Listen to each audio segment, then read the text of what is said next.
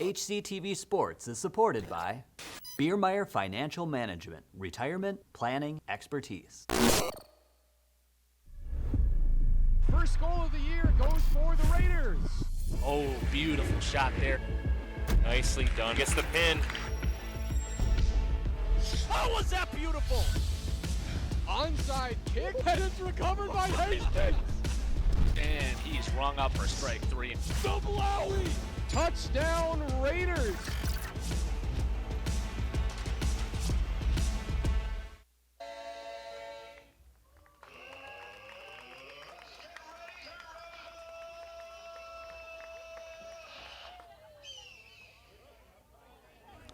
Good evening, ladies and gentlemen, and welcome to Veterans Park in Hastings, Minnesota for this Rivertown Days River Rumble matchup between the Prescott Pirates and the Hastings Hawks.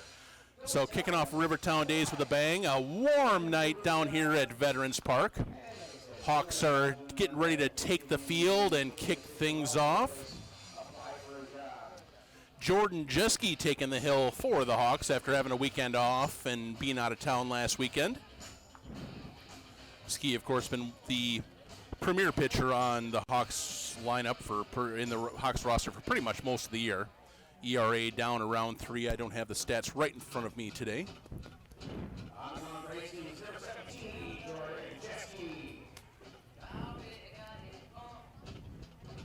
So you see Pirates lined up there and ready to go. And Ski getting ready to take the hill with his battery mate, Jake Sandquist, behind the plate tonight.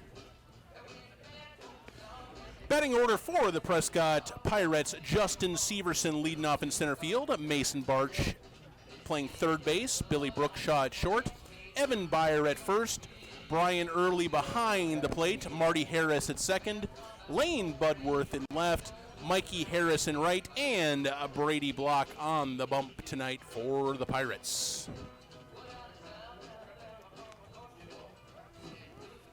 Here you see Jeske getting ready. Wearing the Vegas Golds tonight for the Hawks. It's been a few weeks since we've seen that, but the Hawks have kind of had a little bit of struggles lately. Lost a few games, so and a lot of green. So Jeske, the vet, switching things up and putting the golds on to try to get change the look a little bit. As you said, Johnny, Ski's 4-1 with a save and a 3.02 ERA on the year. Thanks, Derek, for pulling that up. I thought I had my stats with me, but they must not have made it out tonight. I think most of our stats are up to date on the website, so we can go off that tonight if we need to. Appreciate that. Thank you very much for taking care of that. First pitch to Jeske, swing and a miss at an inside pitch, strike 1. Severson, the center fielder.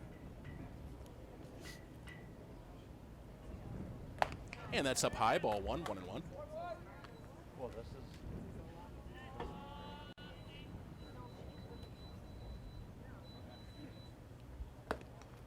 Curveball catches the plate, strike 2. Only one umpire for these non-conference games. Sit behind the plate tonight. And swing and a miss, strike 3. So Jeske gets his first man on strikes. Coming out hot. 4 pitches and a strikeout. Very good start for Jordan. Now by number 5, Mason Birch. Get a replay of this. Yeah, he loves throwing that to the left-hander. It looks like that little slider breaking away from him. His off-speed pitches have been, a large part of his success this year. Yeah, kind of his bread and butter all year. Like you keep saying, Derek, he likes to work backwards and throws ball 1 there, a little bit inside. That one is chopped down to third base. That's Benny Tegeland over there. Has it, throws over to first, and throws a little bit high. Cannot retire the runner. Soft grounder down to third base. It was a pretty tough play down there. You can... let's take a look. Let's take a look at the replay. We can get a better look at that.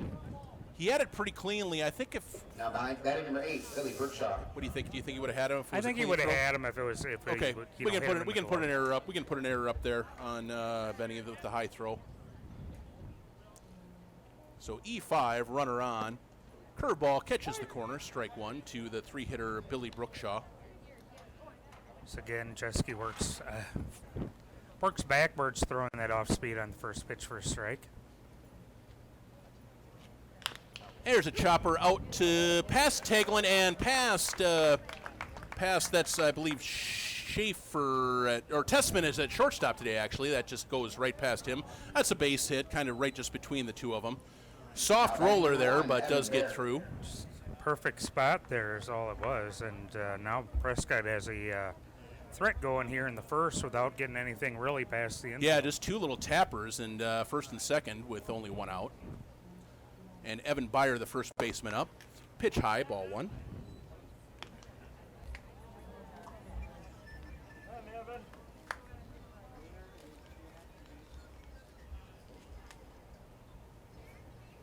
And foul back to the screen, 1-1. Back off of the pipe, and Jake Sandquist catches a bare hand right at the home plate. Oh, I missed that one, yep.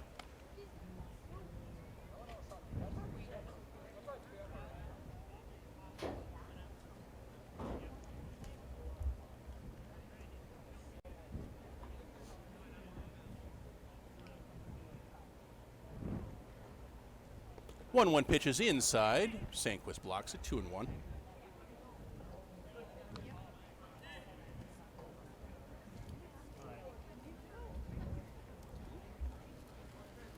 So yeah, Jusky got the first strikeout and induced a couple weak tappers to the left side. He would have liked to have been out of this inning at this point, but got to work now with two men on and only one out, and that is up in the air to left center field and put away by, that's going to be Corey Walters out there tonight. Biermeyer in right, Evan Kryn in left, so two down.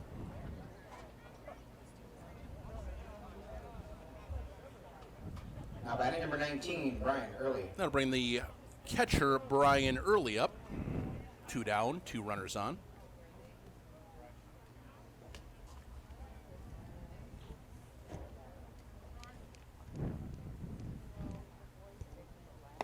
That's high and away, ball one.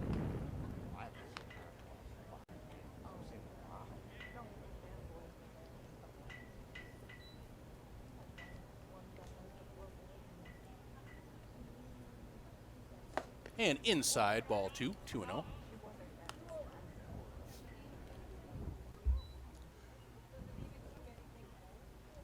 Right-handed catcher sitting on. You can see the runner on second there. And down and in, ball three.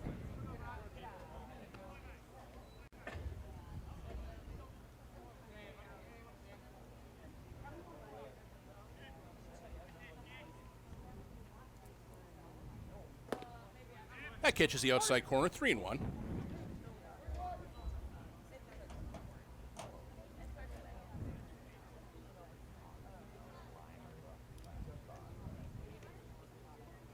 And away, ball four. So walk from Jeske, and I forgot to start our internet podcast. So let me get that going as well.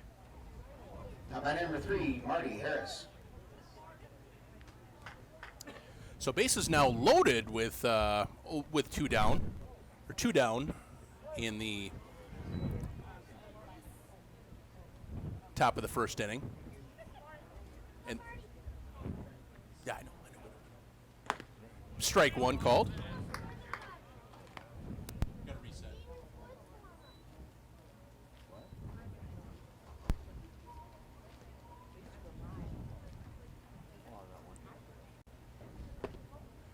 That one catches the inside corner, strike two. So Jeske working ahead to Harris, the second baseman.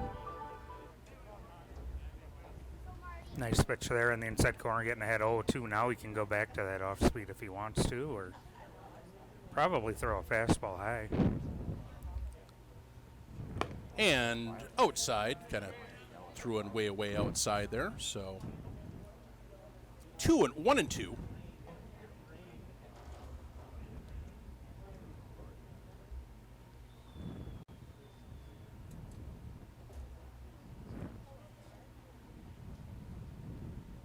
And fall back to the screen. Count will hold. 1-2.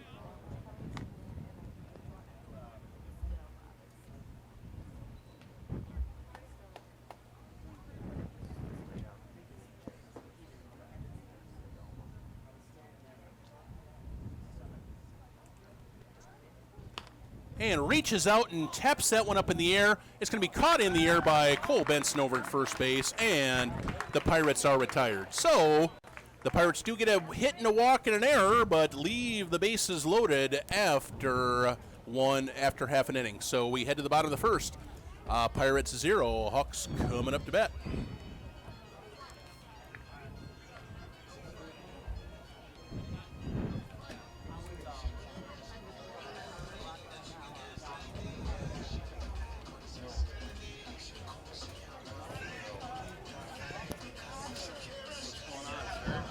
And as we see there on the screen here, that the Pirates have, of course, no runs. Hawks coming up here to bomb the first inning. Yeah, thank you, Derek. I forgot to get our internet broadcast going for our people that may not have availability, that might be in their car or something, and unable to watch the YouTube channel. So I'm going to get that going right now. Apologize for that. And Brady Block will be the starting pitcher here tonight for Prescott.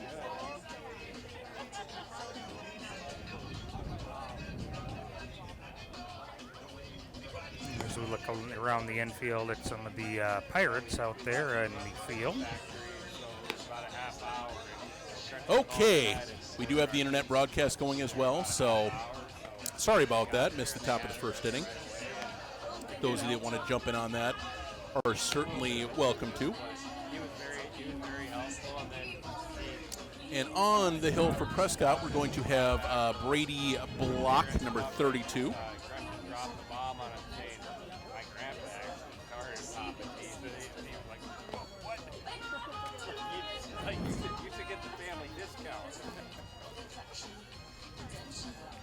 So yeah, like Bruce was saying over the PA, first time Prescott has been able to get over here for Rivertown Days for a couple of years.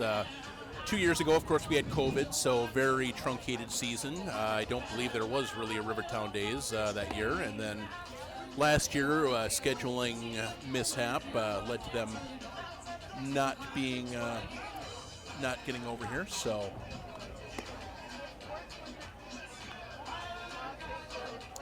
Jake Biermeyer is going to be leading off. You see him getting ready in the on-deck circle. Here we got the batting order for the Hawks. Jake Biermeyer leading off in right field. Corey Walter is in center batting second. Isaac Flynn, the second baseman, batting third. Jake Sandquist behind the plate batting fourth. Cole Benson, the first baseman, batting fifth. Jackson Tessman, the shortstop, batting sixth. Ben Bunshu, DH tonight, batting seventh. Evan Kryn out in left, batting eighth. And Benny Tegland over at third tonight in the 9-hole. So we have seen Biermeyer. He's really been seeing the ball really much better at the plate over the last several weeks. Drawing a lot more walks, making much better contact with the ball. So Sean rewarding him with a trip up to the top of the lineup tonight against Prescott. That and accompanied with the fact that Jackson Schaefer is not in the lineup tonight, so easy time to move Jake up there. And as you said, he's had a couple of really nice ball games. And down low for ball one. Biermeyer, really nice game down in Dundas. Had a solid single and absolutely smoked a triple into the corner, like the only second or third triple for the Hawks this year, I believe. Takes that one outside for ball two. That one is up the middle, but the shortstop has it. Throw over to first for the out, one away. Biermeyer down the line pretty quickly, but did get him by about a step or so. Pretty routine play. See the replay here. He hustled down the line, but about a step away from getting the base hit. Next batter, number 11, Corey Walters. Yep, had him by about a step or so. Clean play by the shortstop. And that'll bring Corey Walters to the plate. He's also really been seeing the ball well lately, up to around the 280 range. Takes that one inside for a ball. I believe his hit streak ended, I believe, in River Falls the other night. It but he did, still yep. had a pretty It did, nice but game. he was down over under 200 for a good chunk of the first month of the season, and offers bunt there and taps it foul for strike one. Trying to drag one down the third base line. Obviously, with his speed, very important, useful tool in his bag of tricks.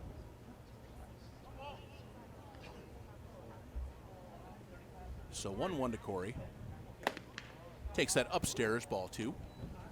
Good take and leave there. He and many other guys were chasing that pitch the other night in River Falls. It's been a They were, yep. problem pitch for us lately, but he was able to hold off there. And down and away, ball 3. And again, I do think part of that was the fact that that umpire established he had a bit of a letter-high strike zone in River Falls, so that kind of changes how you approach things at the plate. But he really, the River Falls pitcher really did have our number pretty well. That one is up high and in, and Walters draws a one-out walk. So Hawks will have some elite speed over there at first base now. Elite speed on the bags with the heart of the order coming up, starting with Isaac Flynn. And to have these guys back to back is a great asset for the Hawks. You have that speed and a great contact hitter and Flynn right behind them. And that one is over the head of the catcher, and Walters will take second on the wild pitch. I think he just kind of lost it. Hands might be a little bit sweaty. I think he just lost his grip on that one. It just sailed. It is kind of a hot, wet night out here at the park, and a little bit of wind blowing out to center field, but not very much.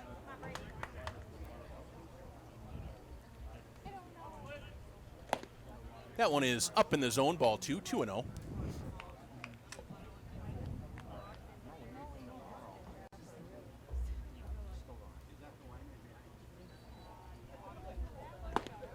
And that one is into Flynn, strike 1, right down the heart of the plate.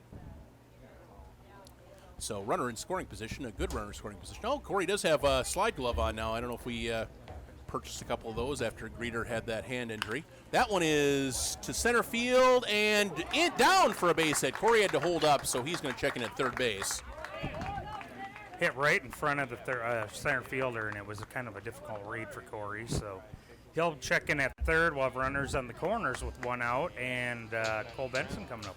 Yeah, you can see that. Hit pretty sharply and died pretty quickly, but impossible for Corey to know that. I mean, I think with one out, smart play there, especially now third base with one out. Sandy still with a chance to drive in the run with a fly ball to the outfield.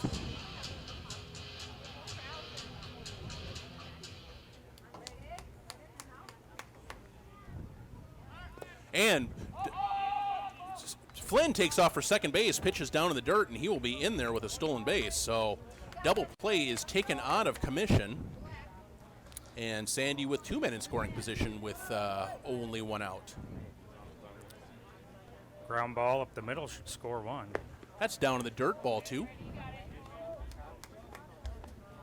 Jake been in a little bit of a slump here, and love to see him get out of it tonight and be ready to roll for the playoffs. Thank you for those of us joining us on the internet. For those of you that don't know, this game is live on YouTube. Search for Hastings Community Television. But for those of you listening, we are in the bottom of the first inning. The Prescott Pirates did not score in the first, and now the Hawks have a threat going in the bottom of the frame. That one catches the outside corner, strike 1. That's about as high and outside as you can go and still get called a strike, I think. But Might have it take him back, but if we actually 3-1 now. then you guys can drive him back. So Sandy in a hitter's count now. Let's see what he gets. That one catches the inside corner, strike 2. Sandy getting ready to throw his bat. Away. Actually 3-2. Full count now. Full count. Looked like Sanquist is almost apologizing there to you. And that one's high and away, and that will be ball 4. So Sandy does eventually draw the walk. And bases are now jacked with only one out for the side dish, Cole Benson. Yeah, now Cole is up. He was up grabbing a bat earlier, and I thought he was on ready to hit. But Sandy in front of Cole, didn't he? Hawks looking for the lead here with just one out in the first. And that's in there for a strike. Pirates did manage to load the bases on their half of the inning. It's just buffering for a couple of us on YouTube. That's the message I'm getting. And that one is inside, ball 1. It's 1-1. I will let everybody know. Thank you for alerting us to that. It's just buffering on YouTube for some people. This feed is. That one is popped up to the right, and that's going to get over the actually hit the top of the Pirates dugout. 1-2.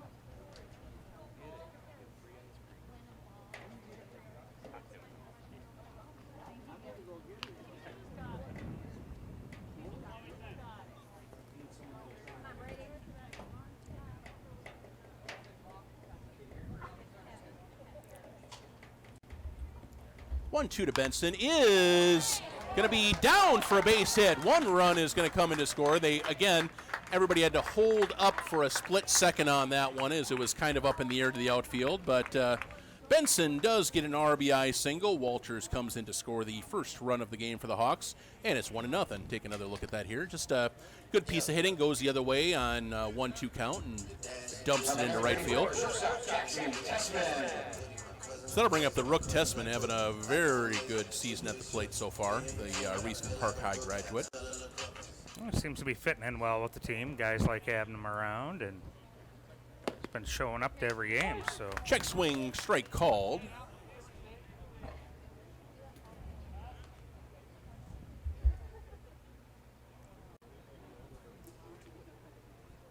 And that one is on the ground to shortstop, over to second for one. Turn is not in time. Ball gets away. Another run is going to come home to score.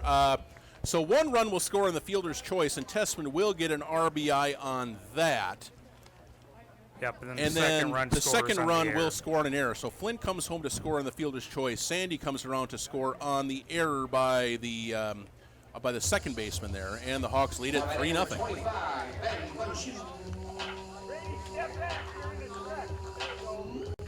The side dish is retired at second base. So 2 down, runner on first, but the Hawks have 3 in here in the bottom of the first inning. Bunchu takes that down and in for a ball. Bunchu having a real nice year at the plate, hitting around 300 again. Bunchu, very, very solid hitter. Very comfortable in that DH role or over at third base. Has a strong enough arm to play third base, but that one is popped up to the left side. Shortstop is drifting under it and puts it away for out number 3. So the Hawks are done in the first, but they do pick up 3 in the bottom of the inning. We head to the second. Score is Hawks 3, Prescott nothing. We'll be right back. So 3 runs, 2 earned, 1 left on base, 1 error, and 2 hits for the Hawks.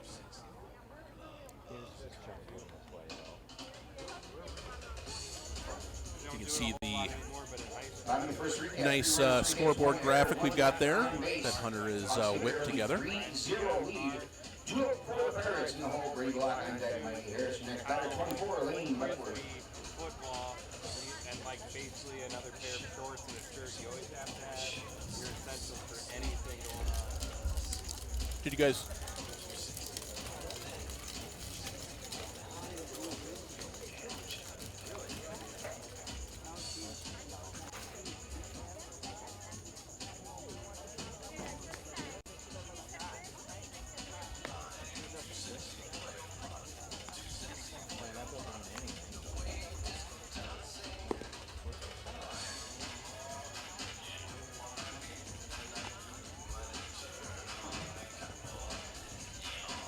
You can see the Hawks in the field here getting ready for the top of the second inning. Just keeping stake to a nice 3-zip lead, and see a bunch of our fans. Pretty good crowd here filling in for Rivertown Days, as we would hope.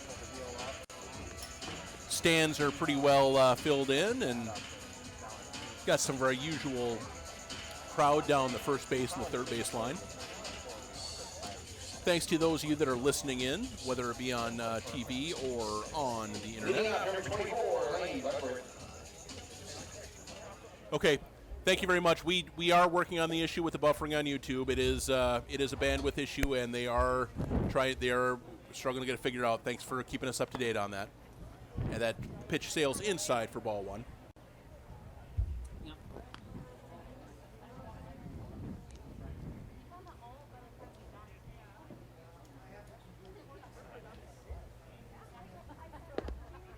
And that's in there for a strike, 1-1. Interested to see how Jeske does here in the second inning after that first inning where you didn't really give up anything, but the bases that were loaded and he got out of it. And away, 2-1. Yeah, I mean, he did give up the walk after there were 2 outs, but it was strikeout, 2 tappers to the left, 1 error, 1 that was a soft base hit, and then and that one's down low, 3-1. Bottom of the order, 7, 8, 9. Budworth, Harris, and Block due up here. Pirates only brought, I believe, 10 guys to the game tonight, so we won't see. And that one sails outside for ball 4, so second walk of the game for Jeske. Pardon me, Johnny.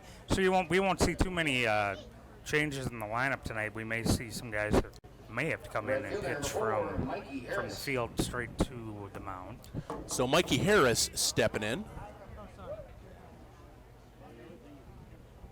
Jeske been pretty good at avoiding walks so far this year. Already has 2 tonight. See if that's a big cut, strike 1. Aggressive cut by Harris there.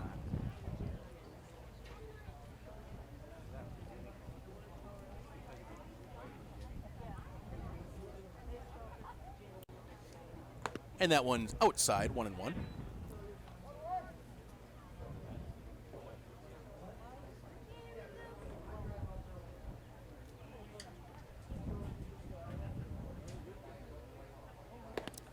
That's a good curveball, Nice drops in there curveball for a strike. Yes. He's got a couple of them he throws. One where he kind of throws it to begin the count, just to kind of get him ahead in the count, and that one right there. That's a big 12. That's a big 12-6er there.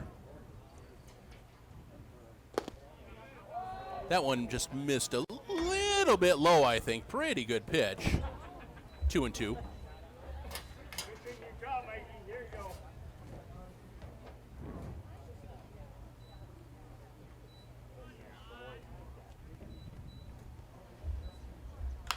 And that one is shot out to right field, and that's going to be down for a base hit. Runner on second is going to try for third. Relay over there, and he is gone on the base pass. Great relay from, that's Biermeyer, I believe, to Tessman over to Benny Tegelin at third base. Perfect relay. Runner cut down on the base pass. Let's take another look at it. You can see Biermeyer. Perfect throw to the cutoff man, and perfect throw to Tessman, who relays it over to Benny T over at third. Great play. So base hit by Harris, but the lead run is retired for the first out of the second inning. Phenomenal play by Tessman to get that and then relay it over. First pitch is fouled back for a strike. Tegelin with a nice job of grabbing it, and putting the play down, and of course Biermeyer making the throw to his cutoff man. That's, if you don't make the throw to your cutoff man, you're not going to have a chance. Yep, that's how a coach would tell somebody to do it in that situation, pretty much. So 1-1.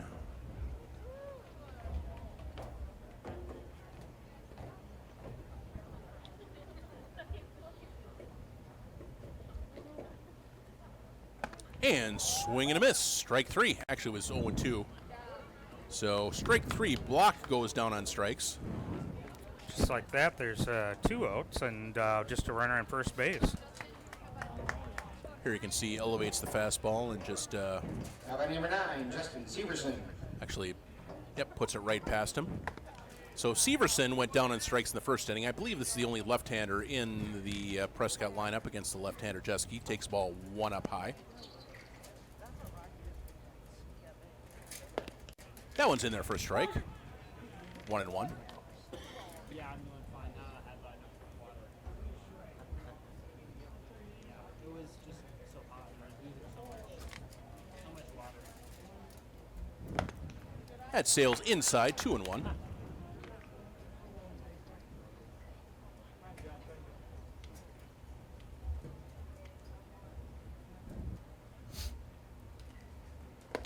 Cut and a miss, strike 2.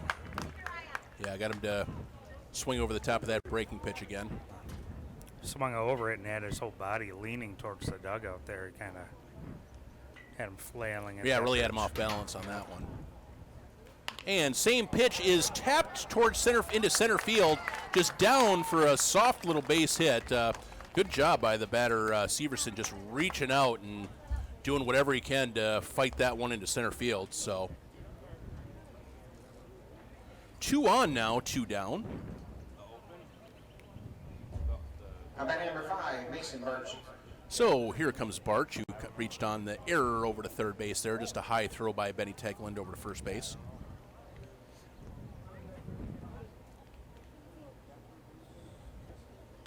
And that one is on the ground to shortstop, shuffled over to second, and the inning is over. So Barch retired on the fielder's choice 6-4, 3 down. Jeske gives up a couple of hits and a walk, but a nice play on the base paths helps him out, and the Hawks are out of the second inning. No runs, 2 hits, 2 left on base. We are through 1.5. Hawks 3, Pirates nothing.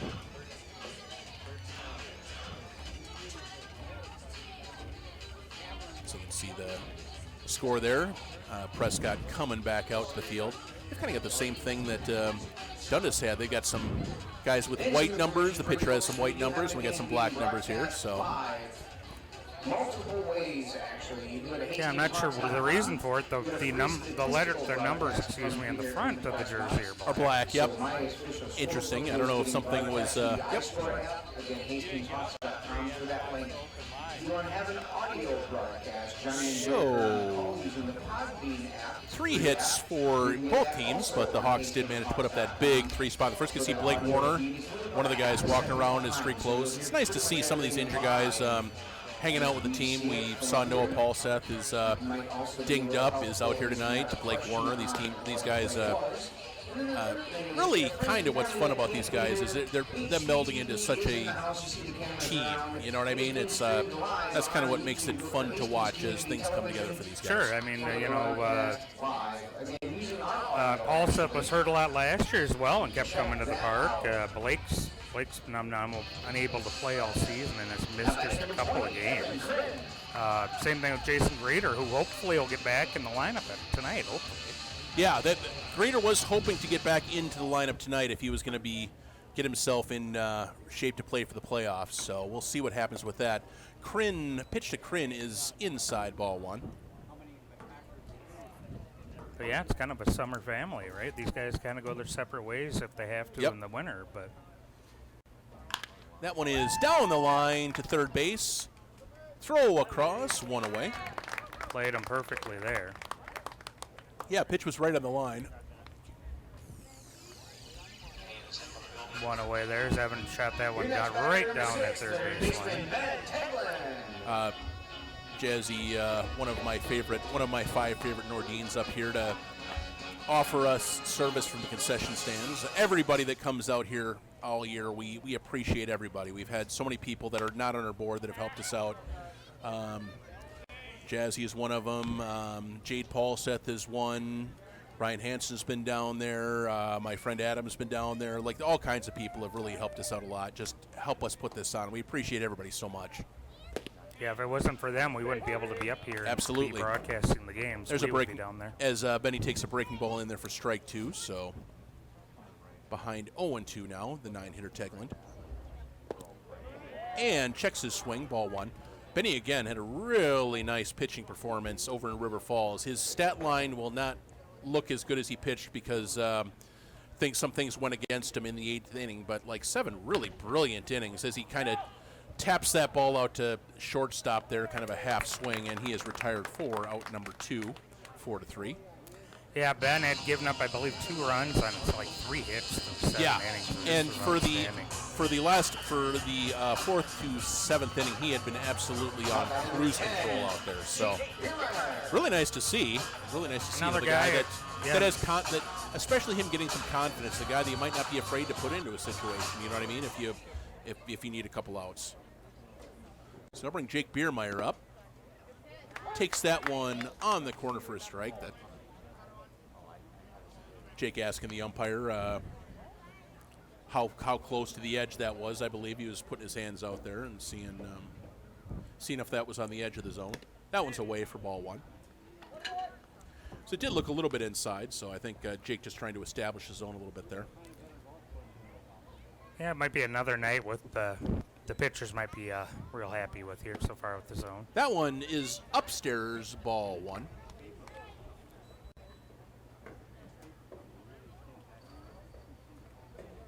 So 1 and 2 to Jake.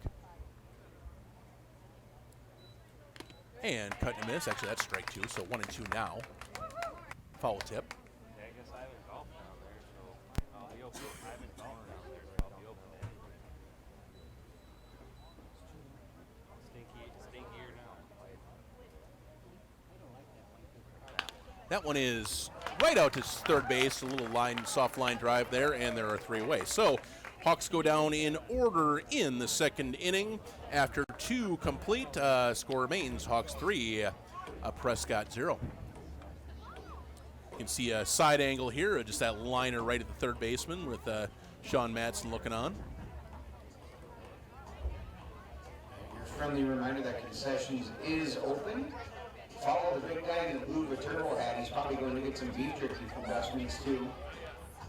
Oh, there's Kyle. Yep, there's the Benson out there. There's Kyle and the Benson clan. Yeah, we got a beef jerky from Dust Meats too. It's really good, right, Kyle? See, thumbs up, try it. Deal bars from Dairy Queen. Yep, the beef jerky also my dad's favorite thing to get out here, but he feeds half of it to his dog. So It's cool, refreshing beverages. Of course, if you're into a late night supper, 8:40 at night, you get a burger, a hot dog. We'll be back here tomorrow at 5 o'clock for a game against Prescott, I believe, is second place in the St. Croix Valley. I believe they are, and we also good challenge, good tune-up games here, and also tomorrow I found out Stewartville is undefeated in the Twin Rivers League, so that is a really good ball club coming down here at 5 o'clock tomorrow evening. So another good test for the Hawks as they get ready for the Section 5C playoffs.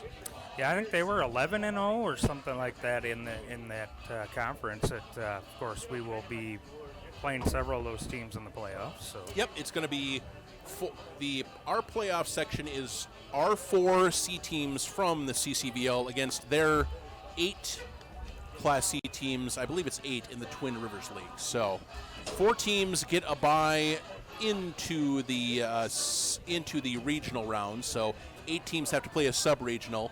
Hawks hoping to get one of those byes. They need either a Prescott loss against Red Wing or to defeat a Cannon Falls loss to Red Wing, or to defeat Cannon themselves in their season finale in about a week and a half here. That one catches the inside corner for a strike. I guess it'll actually be only a week and 2 days because I believe it's a week from Sunday. That game is scheduled, if I'm not mistaken. That one is down in the dirt, 1-1.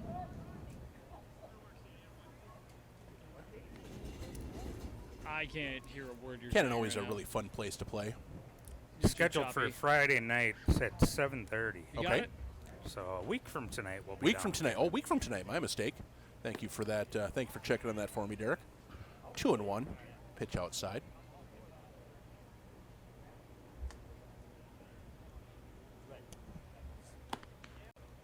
And that one catches the corner, strike two. So again, that was, we talked about the high and outside edge of the zone, and I think Jeske just got one there too, as the Prescott pitcher did the inning before.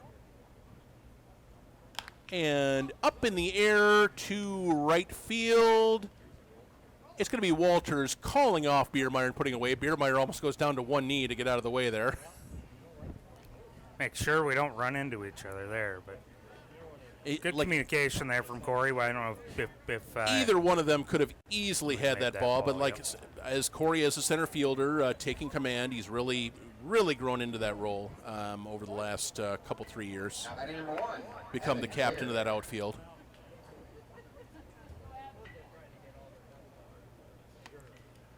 And first pitch is outside for a ball. So here's Beyer, who flew it to Corey his first time up. One down. Bayer misses that one just a bit outside, 2-0. Kind of in that same spot he got last time, but I think he might have missed it just a bit farther out. That's fouled over our heads, 2-1. Yeah, the Hawks really have had a nice schedule here. They faced the top 4 from the St. Croix Valley this year.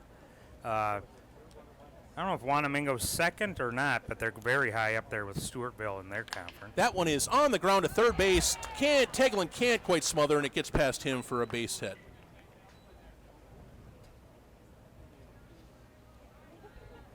Tegelin was kind of reaching over to his right there, but it pretty hot shot and snuck under his glove. Just a worm burner there. Really didn't hop at all. Yeah, didn't bounce up at all and got underneath his glove, right down the line as well. So Prescott again will have a runner on base.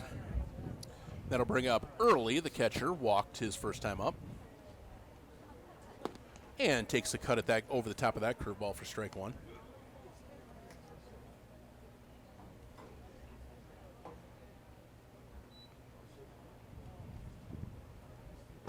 And swings over the top of that curveball for strike two.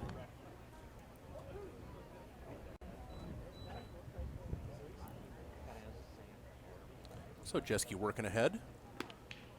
Tries the outside corner, just a little bit outside, trying to get him to chase.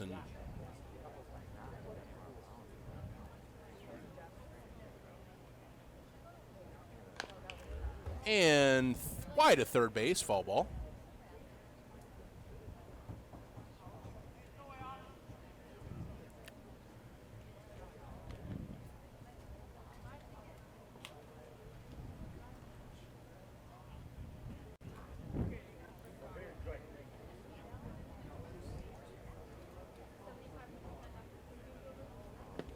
And swing and a miss, strike three. So third strikeout for Jeske.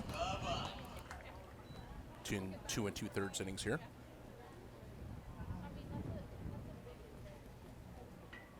Taking another look at it from the center field camera. Let's get some swinging right through that. Looks like, don't know if he got a piece of that for a foul tip, but that's down low for a ball. Jeske had 57 pitches through 2 2/3 innings. Some of that not his own fault there, that first inning. That was like 19, where it could have easily been more like, 9 or 10. Yep, exactly. So his pitch count up a little higher than he would like, but Prescott hasn't hit much of anything hard off him. No, they sure haven't. So we'll see what Sean has planned tonight. I know he wanted to get Jeske some work, and big cut and a miss, strike two. Actually looked pretty good for having so much time off. He's not been real wild. Well, I think that he has over. not been wild at all. Like, the arm is rested, but like he still appears sharp, as you said. So that's a good sign. That one is fisted into short right field and just dumped in there for a base hit. And that's kind of what it's been. Kind of been the story for Prescott tonight. Just nothing hit on the nose, but just some good hitting to fight some pitches off and drop them into the field. So. I think that's a very good description for at least 3 of their 5 hits I think they have tonight. Yep. So.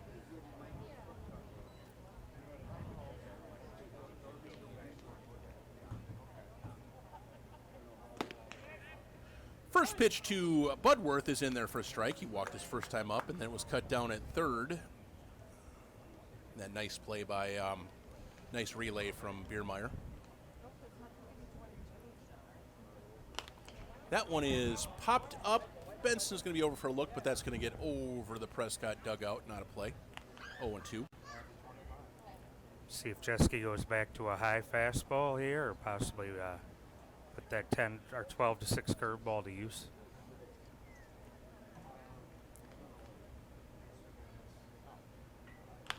And loop down the third base line and inside the line for a base hit. One run is going to come in to score on this, and then other runners will hold up. Yeah, Curtin got over to the line in time to hold the other runner at second base. So runners will be in first and second. Prescott with their 6th hit. Just reaches out, and nice job there. Nice job with that, just reaching out and putting it over third base and down just inside the line for a single. Nice job of hitting there. He just kind of waited just long enough on that off speed. Guessed right on the pitch. That one is fouled off for a strike, off to the right. So, 6 hits for Prescott. 3 again this inning. Like I say, nothing hit particularly hard, but good, nice job hitting by some of these guys. Really just kind of taking what Jeski's given them and going with it. And that one is fouled off to the right, strike 2.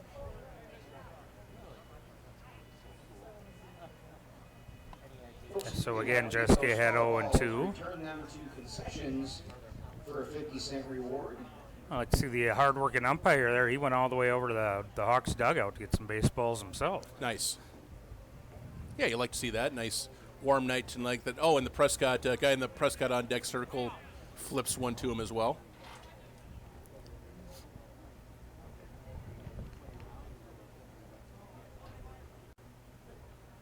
And that one's up and away, 1-2. Good job by Sanquist getting out of his crouch there, and as that one was pretty high, keeping that from getting away from him. Jake's done a nice job back there with Noah going down with injury again. He's had a lot of playing time behind the plate. And reaches out and pokes that one foul, still 1-2.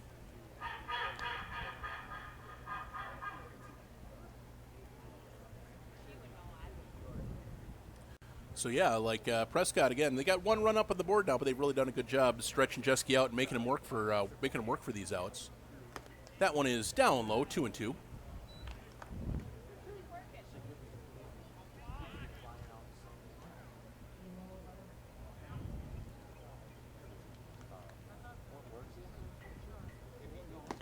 That one catches the inside corner, strike 3 called. So, fourth strikeout for Jeski. He is out of the inning, but Prescott does pick up a run on 3 hits, 2 left on base. We are through 2.5. Hastings leading it 3-1. Here you can see this, get another look at this pitch, called strike 3. Pretty good looking pitch there in the inside corner to me. Looked pretty good, and if nothing else, Sanquist was able to sneak it back over the plate just a little bit more. Nice frame job.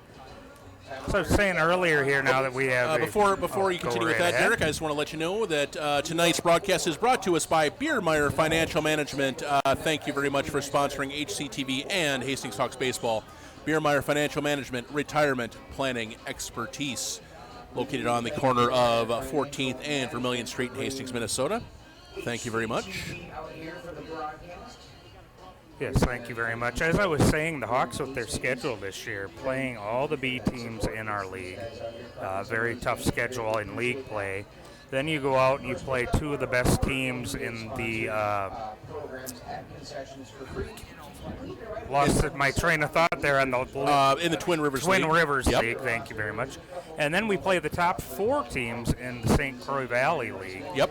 So not only are we playing these leagues around us, but we just happen to play all the top teams as well. Yep. Hawks 2-1 against Wisconsin teams so far this season, picking up the win against Ellsworth to open things up, and the win against Hudson a couple weeks ago on HCTV, and now Prescott in town tonight. Yeah. Hawks looking to go 3-1 against their near border rivals. Of course, some of these Wisconsin teams are a closer commute to us than a lot of the Twin Rivers teams or a lot of our other rivals. So some of our closest non-conference games are just over the river. Especially, obviously, Prescott, but River Falls, 20-minute drive, and Ellsworth, same sort of a distance as well. So here comes Walters up to the plate, walked and came around to score the Hawks' first run in the bottom of the first inning. Yeah, game kind of slowed down a little bit here. Prescott, like I say, been working a lot of at-bats and getting long innings here. So Hawks had a long first inning before going 1-2-3 last time. See what they can do here as Walters takes strike 1 in there. Yeah, about this time in the River Falls game, I think we were in about the 6th, 7th inning. Yeah, that one was flying around along pretty good. And this one started a little bit later as well, about an 8-10 start, as that one's outside to Walters, ball 1, 1-1.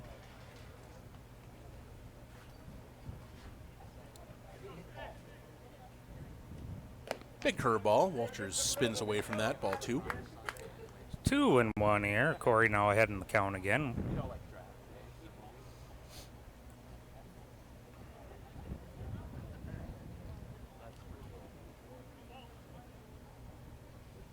That one is up in the air to left field and hit pretty well. Going back. That is going back, and that is out of here. Home run, Corey Walters. First home run of the year for Corey and the first home run for the Hawks here at home this season.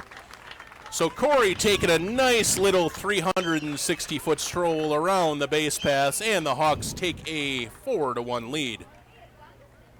Nice shot there as he hit that one out over the signage, and Hawks now up 4-1. Take another look at that. Let's get another look at this one here. Yeah, really gave that one a ride. You can see that once you see that left fielder heading back that quickly in this park, you know it's that's hit pretty well. As Flynn takes one on the inside corner for a strike. As we say, it's 335 down the lines here, 385 to the alley, and so that had to be 360 at least, I would think, out there for that home And run. curveball in there to Flynn for strike 2. And there's Mom. He's getting fist bumps from Mom over there next to the dugout. Very happy Jane over there, I'm sure. And that one is upstairs, 1 and 2. That's really nice. Oh, McKenna really Benson cool. running out to get the ball for. Oh, there's McKenna running out to get the ball for him. That's cool too. Give that to Mom. And big breaking ball hangs up for Flinner, 2 and 2.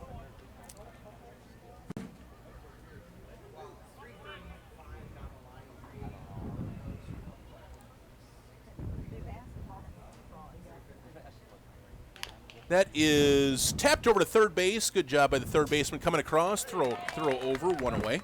Real nice play there by the third baseman as he was. Yep, really smooth moving to his left there.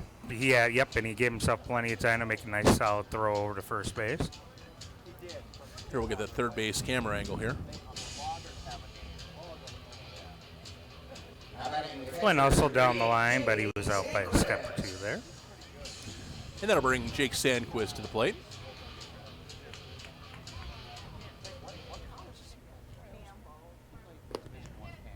And down and away, ball 1.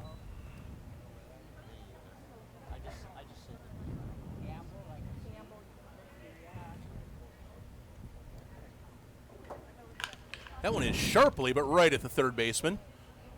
Takes a couple of steps. The low throw, and he dropped it. So Sandquist will reach on an error by, I don't know if you want to call that on the first base or third. I would call that on the first base myself. But what do you think, Derek?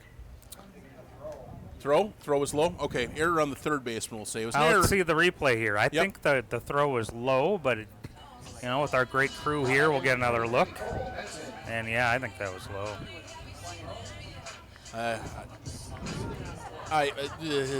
You can give it to one. It's an error. Just put it up as an error. I would give it to the first baseman. Derek would give it to the third. Bruce, you're the tiebreaker. And that's outside to Cole Benson for ball 1. Kind of a lollipop throw over there that time, but this third baseman's been playing right against the line, and it's cost the Hawks a couple hits already tonight. And that's in there for a strike. And you can tell he doesn't have ball and a strike. He doesn't have a cannon over there, but he has been pretty technically sound. Yeah, his up until footwork that and point. everything, Yep. it looked pretty good, and just kind of lollipop the throw there. Fair enough. That one sails outside for ball 2.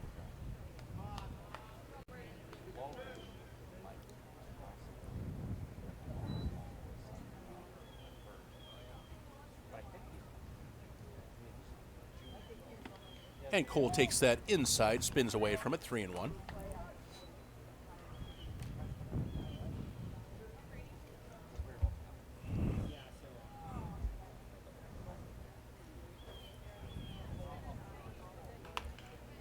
Popped up, and that's going to get out of play. Landing just wide of the stands. Full count.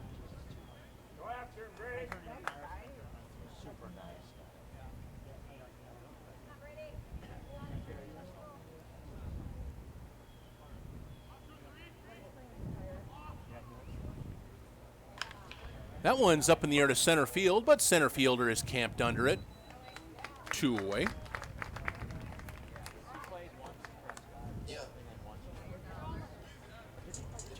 That'll bring Tessman up, who drove in a run on a fielder's choice his first time up in the first inning.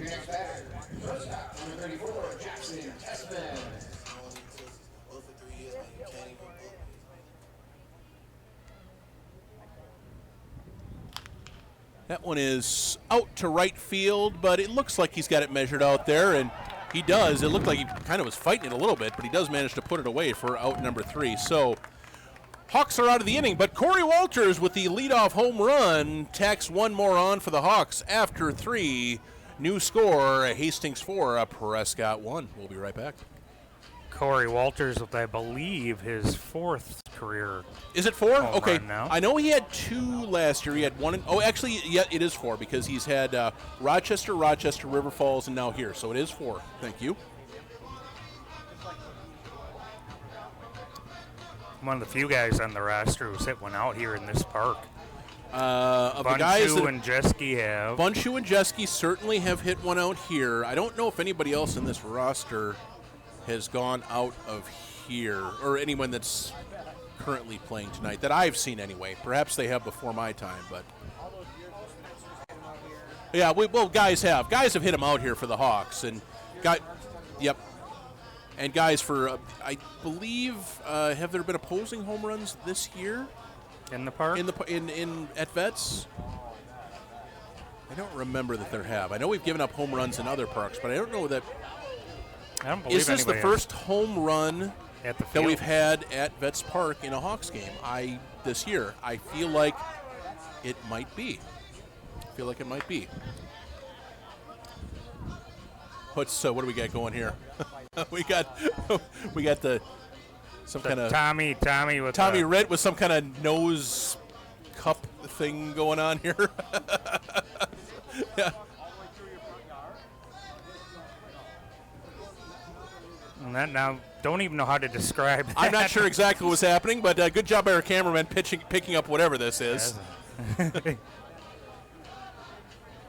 Tommy, I would think, would be one of the guys in line to start tomorrow. I would think so. It's always hard to know from the outside, knowing who's going to be here tomorrow. Yep, for sure. And who's available. But So that'll bring Brady Block up to the plate. The pitcher leading things off. Takes one inside from Ski, ball 1. Struck out in the second inning, excuse me.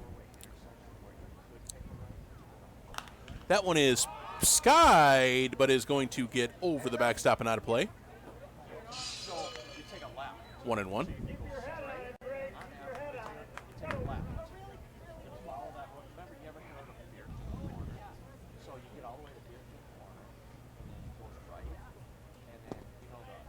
And down low, 2-1.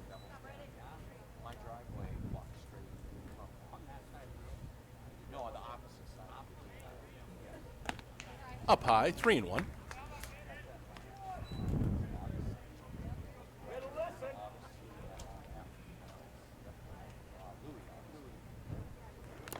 And there's a swing and a foul tap at the plate. Full count.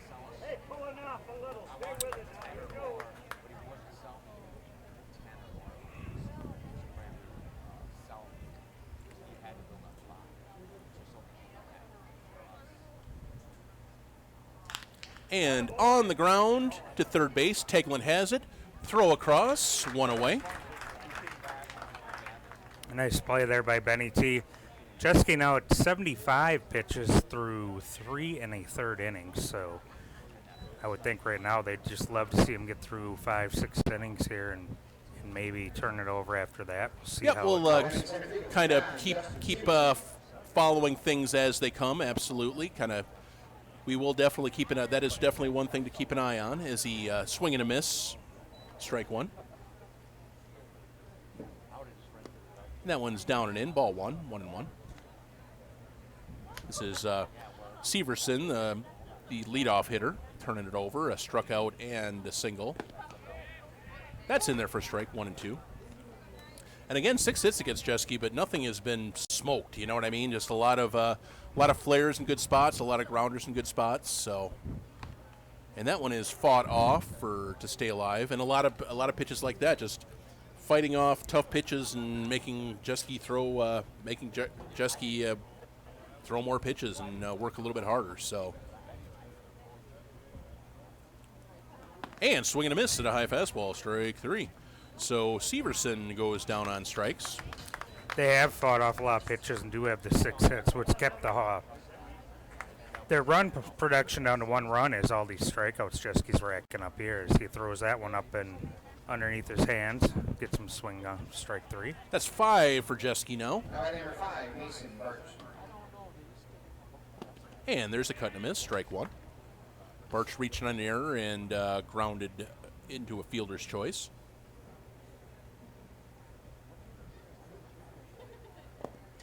Takes that one inside, 1-1.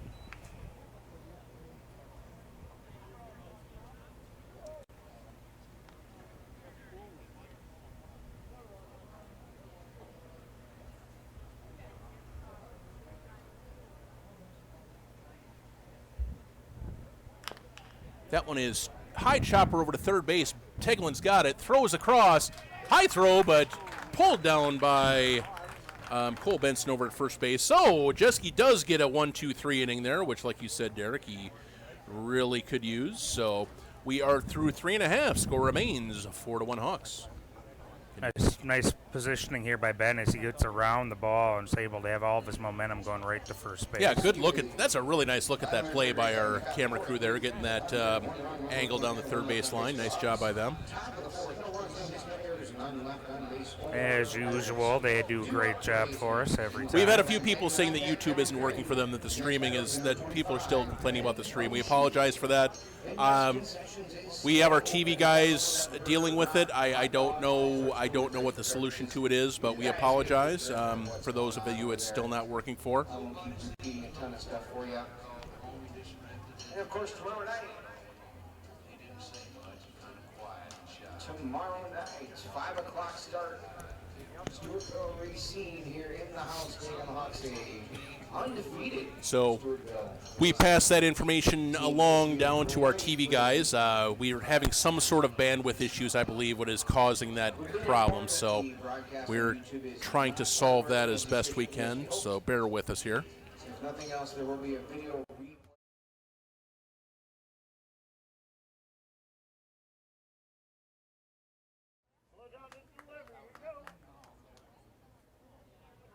Derek is having a minor seizure over here. He'll be back on the air in a second. Has swing and a miss, strike 1-1.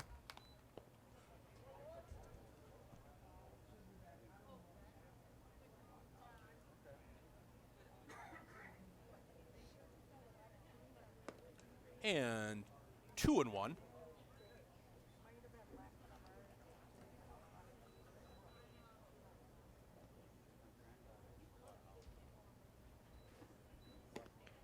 Takes that one on the corner, 2-2.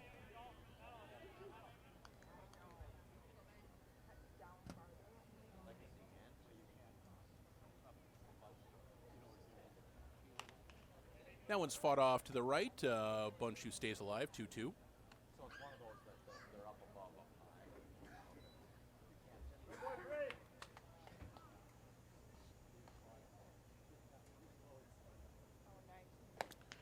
High and away, 3-2. So full count to Bunchu leading off the fourth inning. You all right over there? Sorry about that. I had a little coughing fit there. Something went down the wrong pipe. And Bunchu reaches out and taps that one out to second base. Throw across, one away.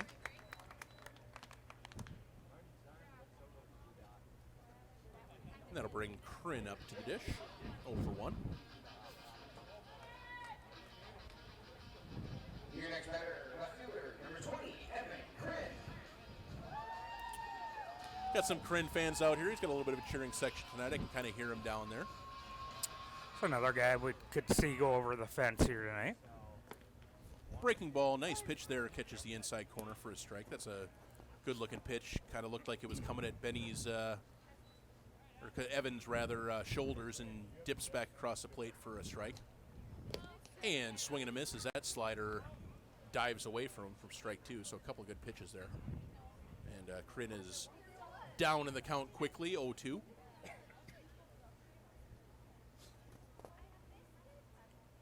That one's high and away, 1-2. It's a good play by the good reaction by the catcher there to keep that from going to the backstop, honestly.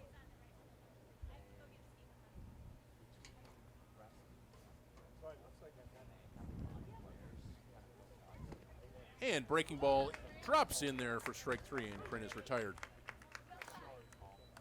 So a couple good breaking balls there from the pitcher block, and Kryn is down on strikes. Now bring Ben Teglin. That's actually the first strikeout for block. Third baseman number 6, Ben Teglin.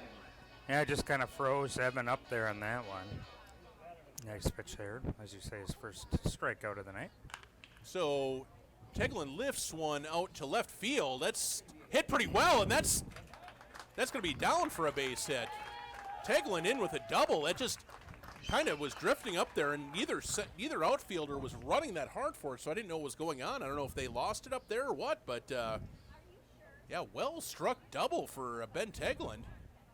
And I think the center fielder, I don't think anybody picked it up really there. Right between them, so. Center fielder definitely was slow getting over. So that'll bring Biermeyer up with a runner in scoring position. Benny with the second extra base hit for the Hawks tonight. And that one catches the outside corner. First strike 1 to Biermeyer. Biermeyer 0 for 2 tonight. So yeah, good to see some of these guys that don't always play really playing pretty well. So nice extra base hit for Benny after that nice pitching performance over in River Falls the other day. Yep, the depth on the team this year has just been outstanding. And down and away ball 1. And I think the most important thing is guys that are willing to accept roles like that might be pretty good ball players, honestly. And, you know, could try to go somewhere else and see if they get more playing time, but sticking it out here and enjoying the atmosphere around this team. That one is down to shortstop, and it's going to be fumbled, and Biermeyer's going to be in there. Ball gets away briefly, but not far enough away. I think it's a pretty routine ground ball that was kicked by the shortstop there for an error. E6. Pirates having a little bit of problems in the field tonight. So it's their third error here in 4 innings.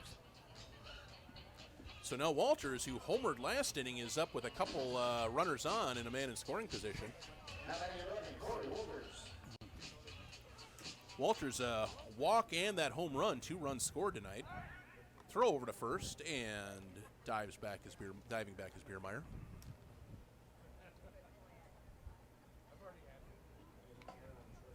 Yes.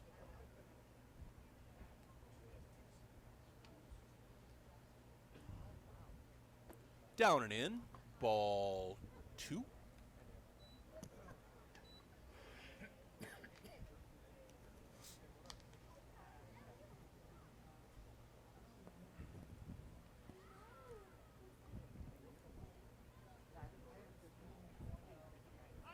Runner goes, pitches outside, throw back to third, and runner is back safely. They were trying to see if the Hawks were going to try to pull the delayed double steal there. So catcher pops right up and goes to get Benny T. He dives back to the bag. So give Biermeyer a stolen base.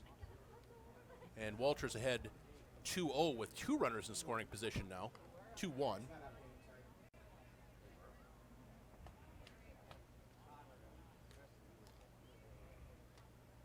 Or is it 3-0? That one's away, 3-1.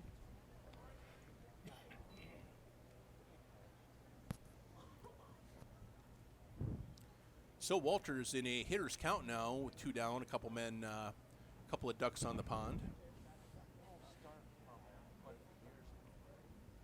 And that one's up high. Well, now it's 3-1. Now it's 3-1. What? I guess Yeah, I'm lost. Yeah, I'm kind of lost. So 3-1 now. Yep, apologize for that. I completely lost track of the count. That one's down in the dirt. And now, eventually, Walters got a walk on what I think I had as ball 6 in my head. So apologize for that. Anybody that's listening trying to follow me there. Walters does walk. And that'll bring Isaac Flynn up now with the bases full of Hawks and 2 outs. Chance to really put a big number up this inning. And that breaking ball is up high for ball 1. Flinner singled in, scored in the first. Block up to 75 pitches all of a sudden here in the 4th inning. And that one catches his own, strike 1.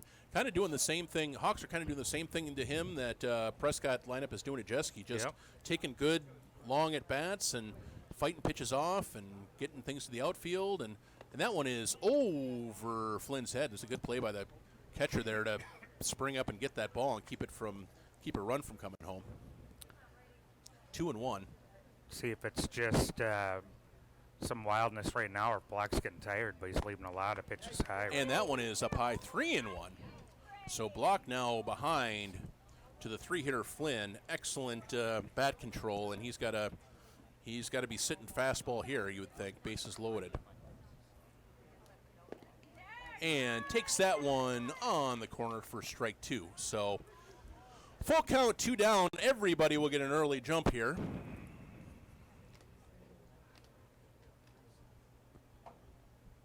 And that's up high, and Flynn will walk, and another run will come home to score as Ben Tegland crosses home plate.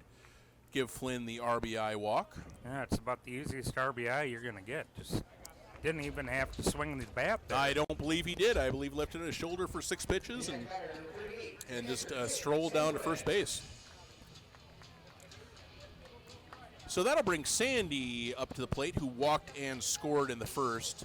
Be a good chance for him to really, that one is fouled straight back to the screen, strike 1. Good cut there. Be a good chance for Sandy to get a base hit here and really get his confidence boosted back up again after, like you say, about a week or so of his batting average dropping a little bit. But then again, like I say, you have to take into account the fact that he's been catching a lot, so that does a lot to the legs as well. And that one is chopped to the pitcher. Long throw over to first, but he does manage to get it and throw it over there. So good job by the pitcher fielding his position on that slow chopper and getting the out. We'll take another look at that here. Yeah, just taps that off to the left there. Got Sandy by a step or two. So the Hawks do load up the bases, do push across another run to take a 5-1 lead, but leave the bases loaded. We head to the top of the 5th inning. New score, Hawks 5, Pirates 1. We'll be right back. And there goes Tommy again with his cup. Tommy with his cup he's carrying around. I don't know if he's spitting seeds in that, his seed cup, or... I don't know what he's doing there, but we've got a couple. And he's got that headband. That's kind of a trademark of his, that white headband that Tommy's always wearing. So as we get ready for the top of the 5th, both pitchers now at 83 pitches. Identical 83s through 4 innings. So just over 20 per for Jeske. Jeske getting his first 1-2-3 last inning. I'm sure he'd like to get that and maybe give himself a chance to work the 6th as well. Yeah, I think so. I think he'd look. At this point, I think that'd be a good goal for him, is to get through 6 here. Especially with the playoffs coming in, non-league game. He wants to get some work in, but you don't want to do anything where he's putting himself in a position to hurt himself with the playoffs coming up. Yeah, he's just way too valuable, especially in the mound. We suggest a $3 donation. Of course, you can give more. Oh, beautiful sunset caught by our cameraman out there. Look at that. And as I say every broadcast, we have the best cameraman in the Twin Cities. I will put my money on that. And again, it shows again some of these pictures they've had tonight here. Yes, and every game it gets a little bit better. The angles improve. We've got more cameramen, more different things, more reverse angles, more graphics. So every game it improves. So yeah, great job by those guys. I'm sorry for everyone that can't see it. Hopefully the feed will be back shortly. And if it's not back right now live, you will be able to go back and watch it on Facebook and YouTube in a day or so. It will be uploaded to YouTube as well. So we are catching all this action. For those of you who are having trouble with the feeds, we do apologize for that. So Brookshaw, the shortstop, 1 for 2, stepping in to face Jeske here to lead off the 5th inning. Chops the first pitch foul down the third baseline, strike 1.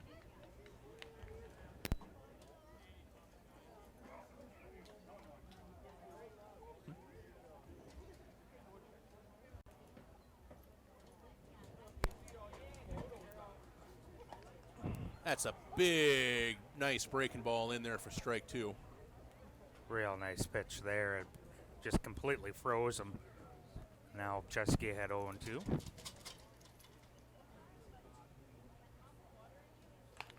And fouled off to the right, not a play.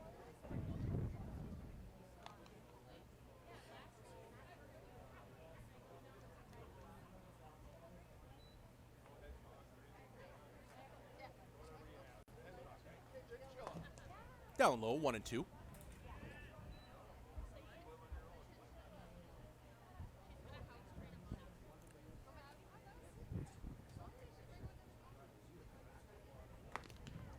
And that curveball, Jeske walking off the mound, but doesn't get the call, as I don't think it broke quite enough down into the zone. Let's see a replay here.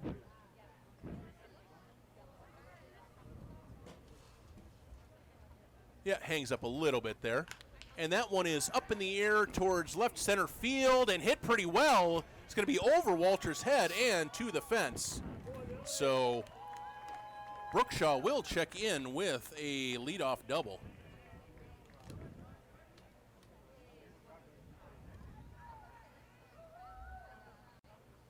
Batting number 1, Evan Bear. So now 7 hits for Prescott here through 4+ innings. That was the best hit of them by a wide margin. As he gave that a pretty good ride over Corey's head to center. You got to hit the ball pretty well to get over his head, that's for sure.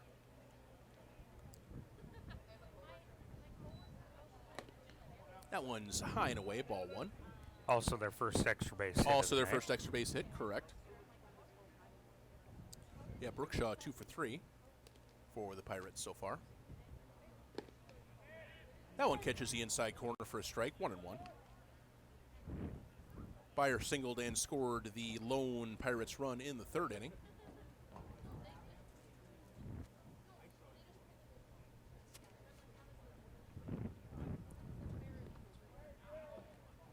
That's a half swing strike. The ball got away from Sandquist. I didn't know if it was a foul tip or if it just got away from him. The runner did not make a move to advance to third base, so he didn't make the dead ball sign though. So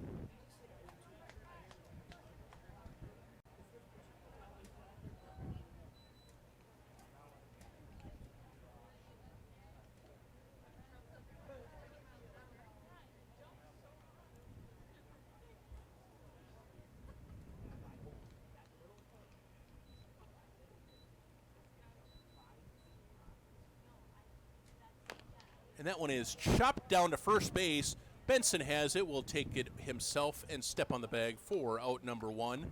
Brookshaw does advance to third on the play. Hawks do have some action in the bullpen right now. Let's see if that's Tommy down there or who we have going on down there. Looked like Tommy to me, but we'll double check for everyone. It is Tommy Ritt. Thank you. Good catch, Derek. That's Tommy getting warm. That one is popped up into short right field. Biermeyer will have it and put it away. Runner fakes a tag and forces the throw in. Good throw to home plate and good stop by Sandquist to keep the runner at third. So 2 away. That'll bring Harris to the plate.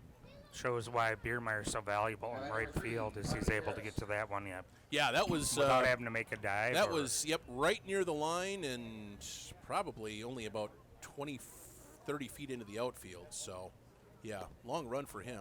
Good play. First pitch is down low for a ball to Harris. 1 for 2 tonight. Nice pop there. Yep, inside and good block by Sandy with the runner on third base.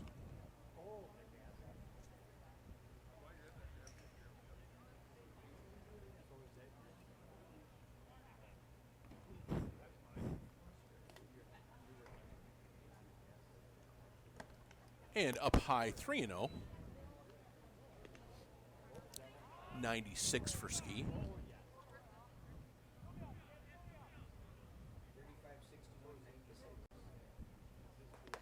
That's on the corner for a strike. 35 balls, 61 strikes. So, yeah, like a good job by Prescott really stretching him out here. Same thing, the Hawks have done very much the same thing to the Prescott pitcher. And up high, ball 4. So Harris draws a walk. First and third now with 2 away. And that'll bring Lane Budworth to the plate, the left fielder. Walked and singled, 1 for 1. Your next batter, number 24, Lane Budworth.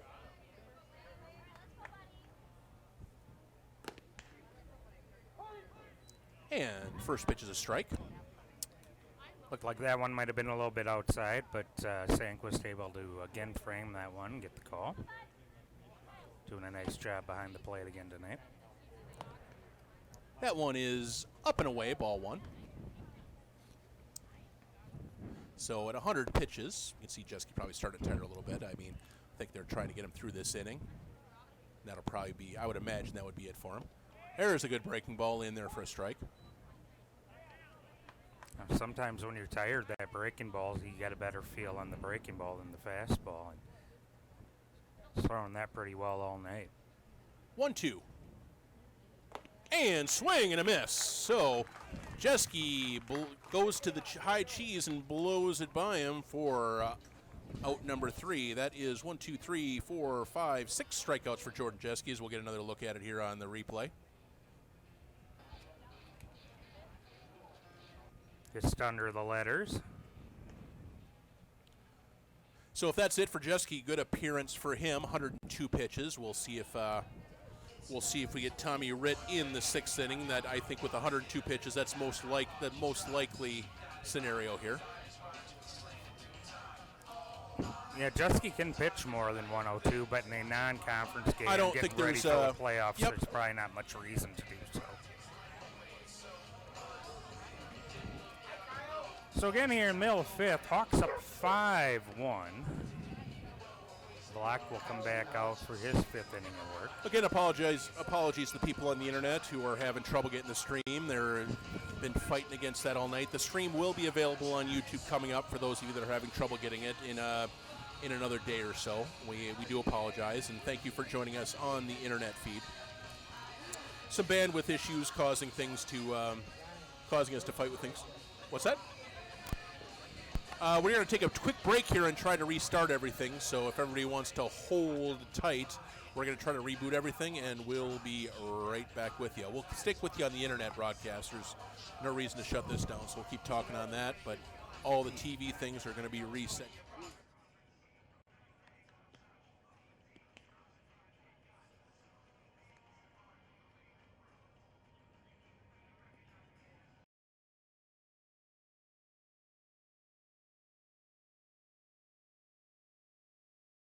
Back, and Benson dumps one into center field for a base hit.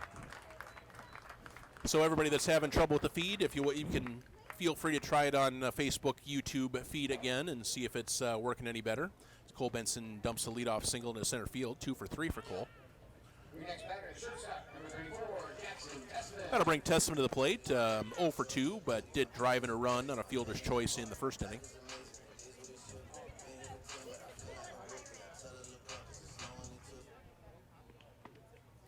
And takes that one on the corner, strike 1.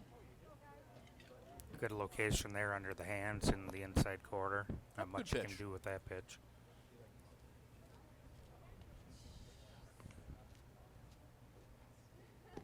And down and in, ball 1, 1-1.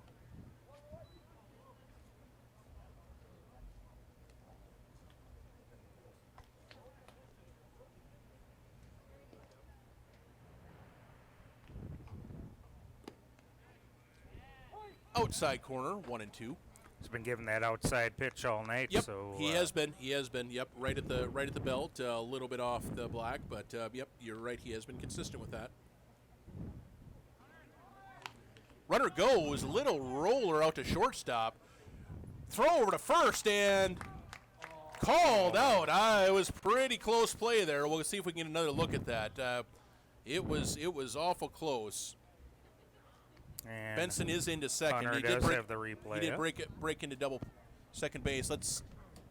It's really hard to see from that angle, but it was. Wes Hedlund will take an at bat for Bundschuh here. Now batting number 1, Wes Hedlund.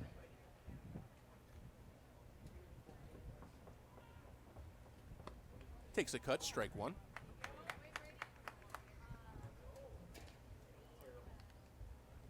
Wes back in uniform this year. I think it's his 4th at-bat of the season. Down in the dirt, ball 1, 1-1.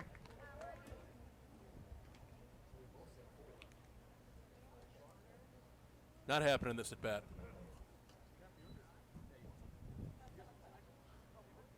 Takes that inside, 2-1.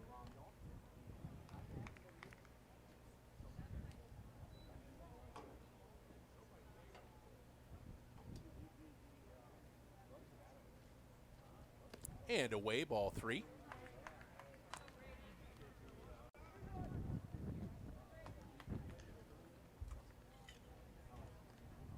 So 3-1 to Wes. And up high, ball 4. So Headland draws a walk, and first and second with 1 out. His block again, leaving a lot of pitches up here. He is up to 93 pitches on the night. Yep, like you say, short bench for the Pirates tonight, so as Kryn will step up 0 for 2.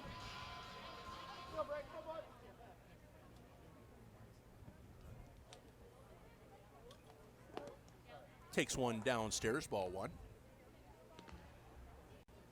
With that short bench, we won't be able to see anybody warming up in the pen as well. So, yeah, I would think if they're going to warm up, they're going to warm up while they're at the plate. Yeah. And there's a cut at a pitch down and away, strike 1.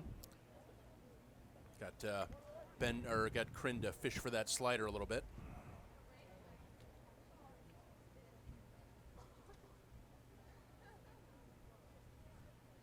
That one is hit right at the third baseman, stepping on the bag for 1, and that's all he's going to get. So he kind of struggled to control that ball and stumbled a little bit, but he does manage to control it well enough to get the lead out. So Kryn reaches on a fielder's choice. Benson is retired at third, 5 unassisted. Headland will move up to second on the play. It's the second time tonight that Evans kind of been robbed of a hit because they're playing him right down the line. So that'll bring Ben Tegelin to the line. Roped the double to center field and came around to score last inning.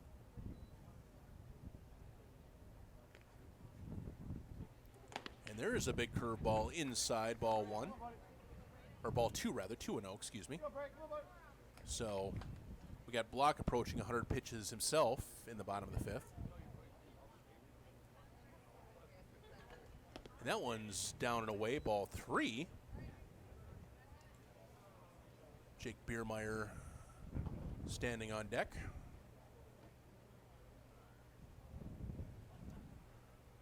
Pitch number 100 coming, and will be down low. 4-pitch walk to Benny T. So base is now loaded with 2 outs for Jake Biermeyer.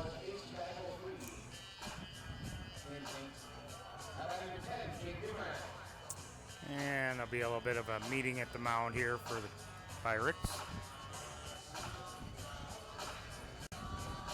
As you said, infield moving there, coming in here is to chat with Block a little bit, but everybody quickly back to their positions. And Biermeyer at the plate and ready to go. First pitch to him is right down the pipe for strike 1.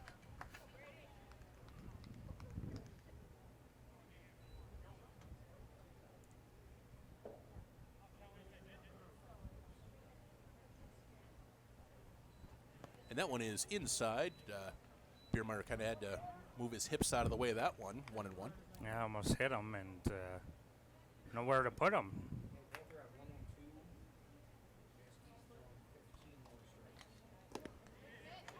That one catches the outside corner, 1-2.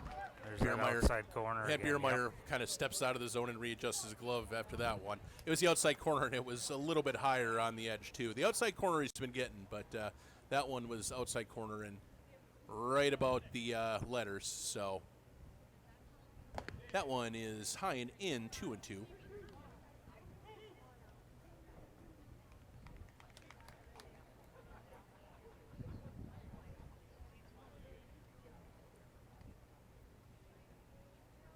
That one is up in the air to center field. It hit pretty well, but the center fielder drifting back about 3 steps is right underneath it. So the Hawks do load the bases, but can't push anybody else across. We are through 5. Score remains Hastings 5, Prescott 1.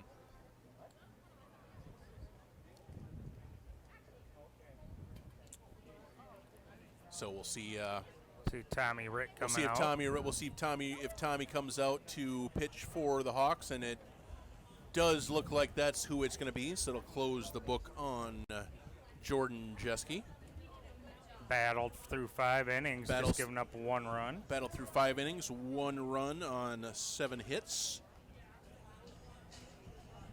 Let me count up his walks and strikeouts. We'll get that here for you. 1, 2, 6 strikeouts and Now pitching for Hastings. Number 3, Tommy Ritt. 6 strikeouts and 3 walks. He's really brought that walk number down over the last couple of years, and that's really been a huge key to his success, I think. Exactly. And tonight gave up 10 base runners, but 6 singles with the 3 walks and that 1 double. And with the strikeouts, he was able to get out of it.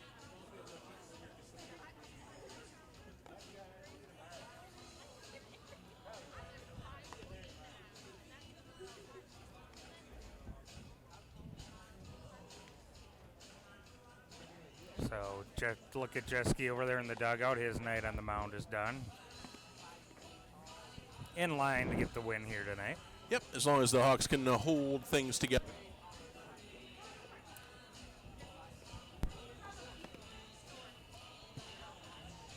So Tommy's last appearance on the mound was down in Dundas. Gave up 4 runs, or gave up a couple runs early on. Kind of the first, his trouble, if he can get through his first inning, he's really been cruising pretty well, but gave up 3 in that first inning down in Dundas. Thank you very much. And then after that, really kind of settled into the groove, but that was just enough as the Dukes walked off the Hawks in the bottom of the 9th, 6-5. Did not get the loss in that because he was out of the game well before that point. And first pitch is in there for a strike to Mikey Harris, the right fielder. That one is chopped on the ground to Teglin and just picks it up just wide of the line at third base. That would have been a really difficult play, but I think he picked it up just the ball just barely outside the third base line. So that'd be an 0-2 count and would give Harris a minute here to get back to the plate as he had ran down the first base line.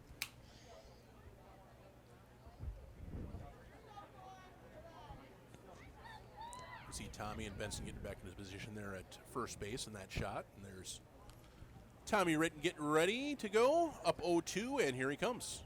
And swing and a miss past the curveball. So first strikeout for Ritt, 1 away.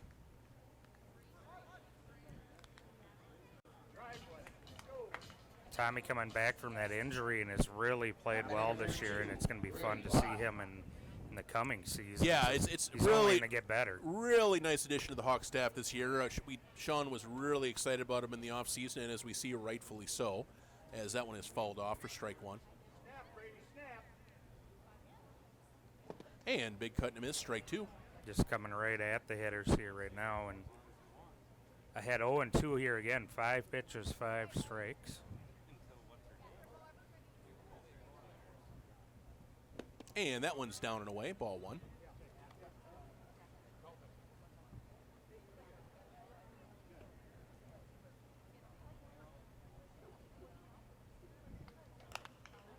Popped up, and that's going to get over our heads. Out of play, 1-2 still.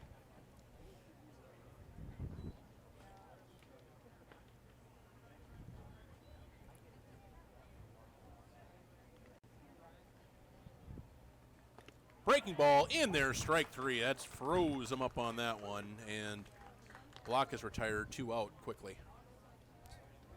2 straight strikeouts for Tommy to start his evening here. Both of them with the off-speed pitch. Take a look at this and just, locked him up on that one. He was walking right back to the dugout as soon as it got past him. That one is out to center field, and that's going to be dumped in front of Walters for a base hit. So leadoff hitter turns it over to the leadoff hitter Severson, who shoots a quick single into center, his second hit. 2 singles and 2 strikeouts now for Severson in 4 plate appearances.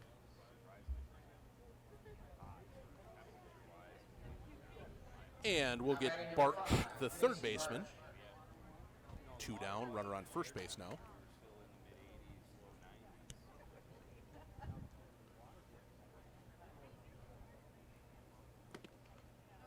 That one catches the outside corner. That Barch is kind of shrugging his shoulders there, but that's where it's been called all night, pretty much. Extended outside corner for the right-handed hitters tonight. And there's a curveball on the inside corner. When you can get both of those, when you can do that, work inside out and have that extra outside, it's just such an advantage to a pitcher. And you can see Tommy Ritt taking advantage of that there. Sandquist way outside now here for that third. Well, he comes back in now, but so 0-2 delivery, runner goes, swing and a miss, strike 3. So Ritt strikes out the side around a Severson single, and we are through 5.5. Good inning. We hit to the bottom of the 6th. Hawks still leading 5-1. Let's get another look at that pitch here. Yep, breaking ball again. So struck out 3.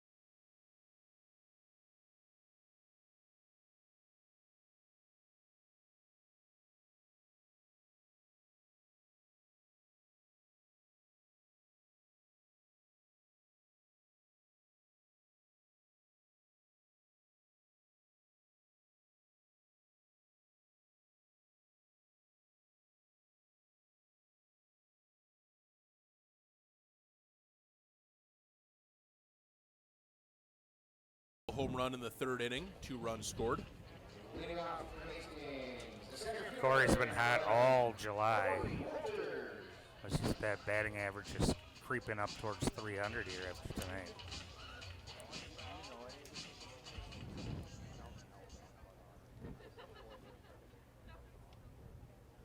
First pitch is up high, ball 1.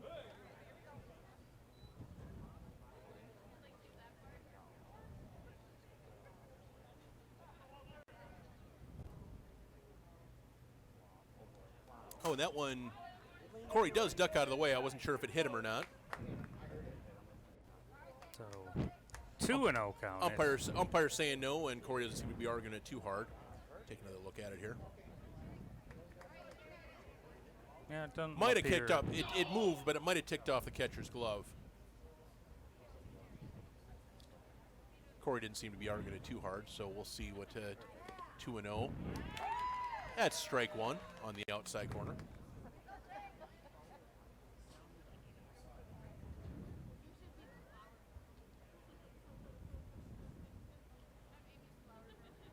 Two 1 to Walters. Gets underneath that and skies it out to center field. Running in, it might be a... Oh, center fielder does manage to get in and get that for out number 1. Thought that might be in Bermuda Triangle there for a split second as Corey goes to step on second on his way back to the dugout.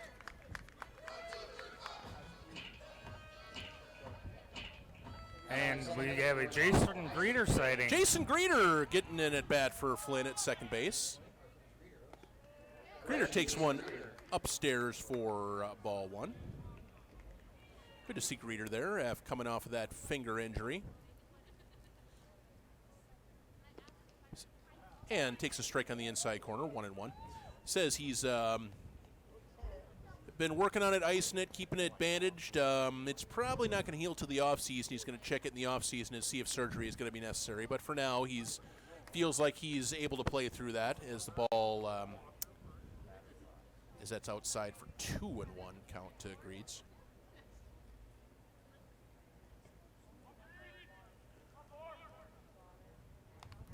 And fouled back to the screen, 1-2.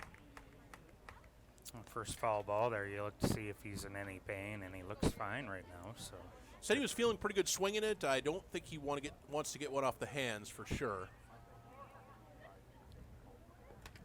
And that one is down in the dirt, skips over the catcher, and kind of a funny pitch there, bounced right over the catcher and umpire and landed about 6 inches behind him. Had some backspin on that.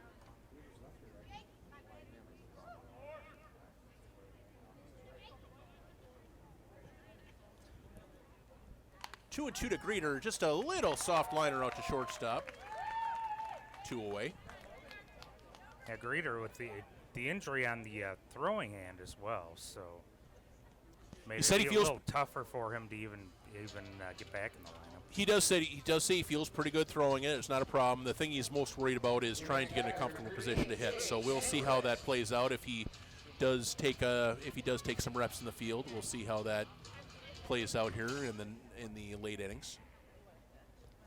First pitch to Sandquist is down and away, ball one.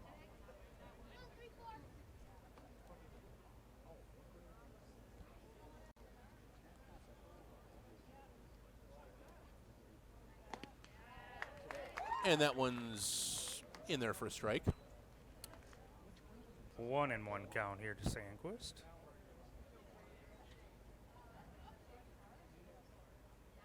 That one is popped foul and it's going to get out of play. 1-2.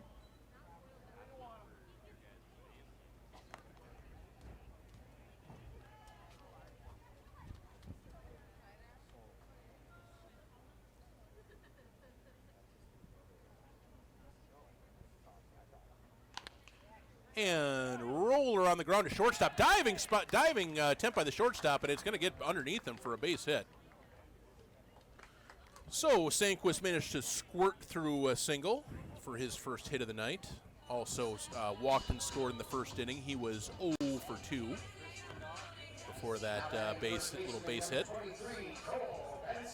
Sometimes that's all you need is one just to roll through the infield and get you out of that slump he's been in. Here's Benson, 2 for 3 tonight, a couple base hits.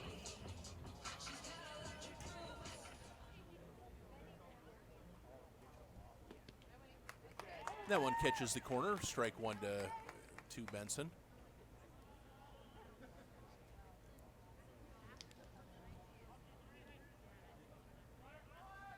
Runner Sandquist goes, and the ball gets back to the backstop. He's actually going to keep going and head towards third base, and he's going to be in there. So stolen base and a wild pitch, and Sandquist is on third all of a sudden. So alert base running as he's was off on the straight steal. Ball caromed away. Here you can see it here.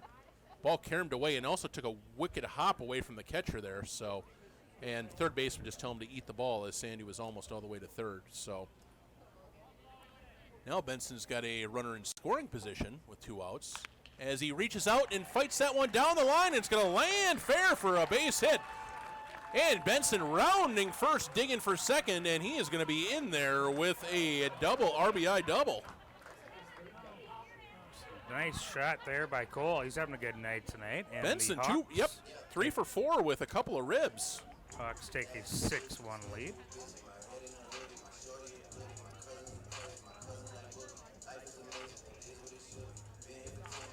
And that'll bring Tessman to the plate, 0 for 3, but does have an RBI. And a runner in scoring position for him once again as that pitch is upstairs for a ball. So Hawks now leading 6-1 here in the bottom of the 6th.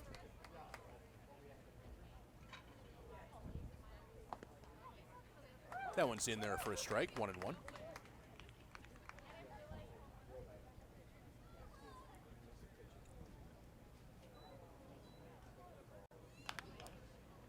That one is popped up to the right. First baseman over there, and it looks like he has room and does put it away for out number 3.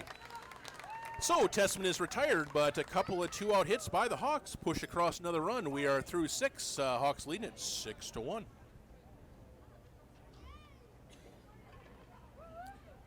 You see Greeter looks like he is going out. Greeter does have a glove, so he is going to go out and take the field. So he will stay in the game for Isaac Flynn. Stay in the game for Flynn. I don't see any other changes at this point.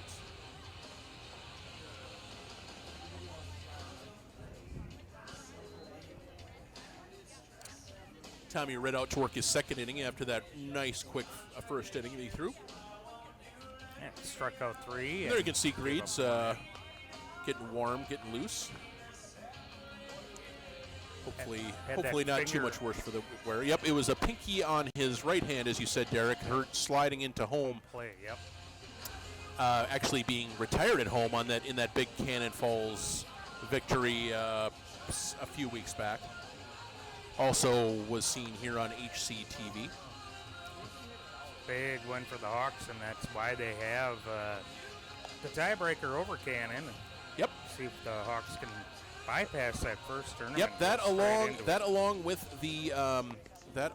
with the record against B teams, that the Hawks have been very sturdy against B teams this year, having picked up a victory against all of them except for the big 2 in Rochester and Dundas, and getting that big sweep against Measville.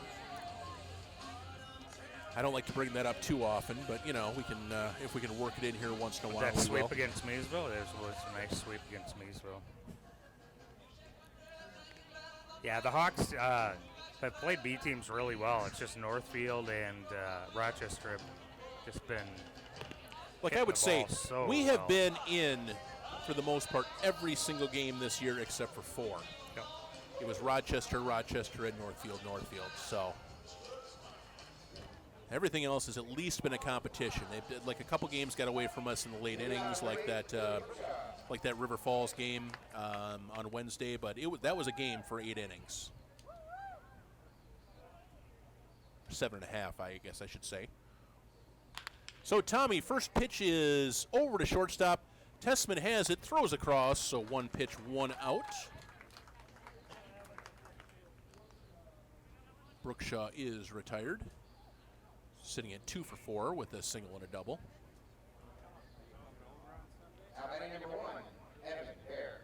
So that'll bring up Evan Bear, 1 for 3 with a single in the third. Came around to score the Pirates run. Takes that curveball on the inside corner for a strike. He kind of drops his head to the side. A lot of guys we've seen a lot of guys doing that at the plate. But again, it has been pretty consistent both ways. So that is a swing and foul tap at the plate for strike 2.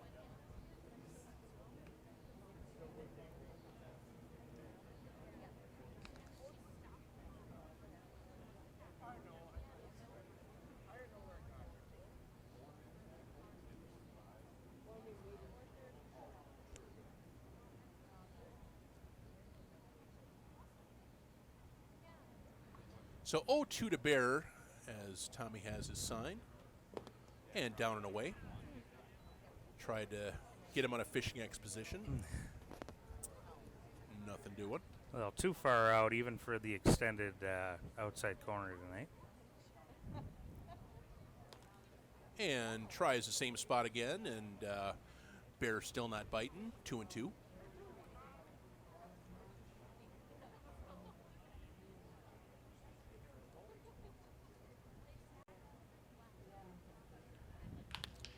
That one is backhanded by Tessman. He's not going to have a play. So infield single for Bear there. As Tessman had to go quite a way into the hole to get that. Didn't field it cleanly, but that's to me, that's a pretty solid infield single. 19, Brian Early. Good job keeping it in the infield. So Early now to the plate. Second base runner against Ritt. They did get one last inning. That first pitch is in there for a strike 1.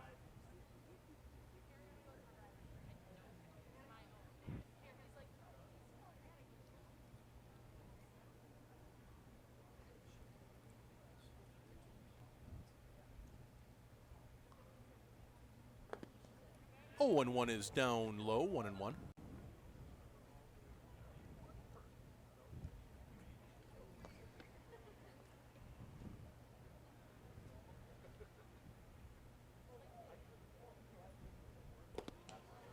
That's a good curveball right in there, Yeah, 1-2. Sure is. Both guys had the breaking stuff working pretty well for the Hawks today.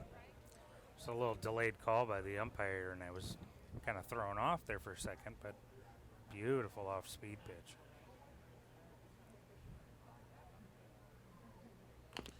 1-2 just gets a piece of it to stay alive, does early.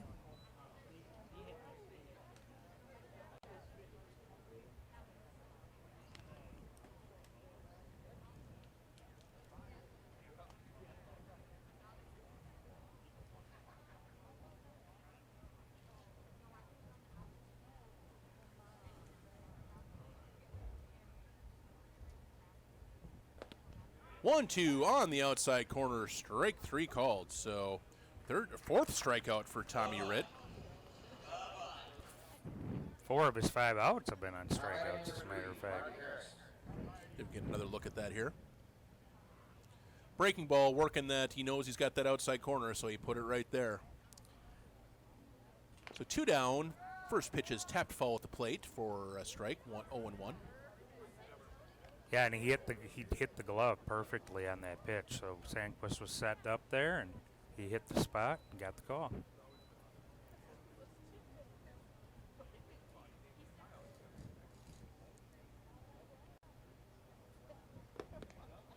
Just sails outside a little bit.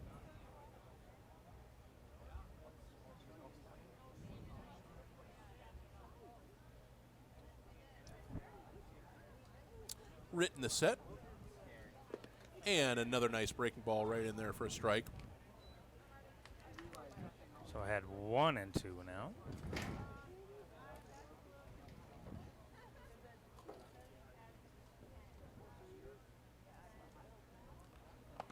And another tries for the breaking ball again, but that one doesn't break. Hangs up high for ball 2.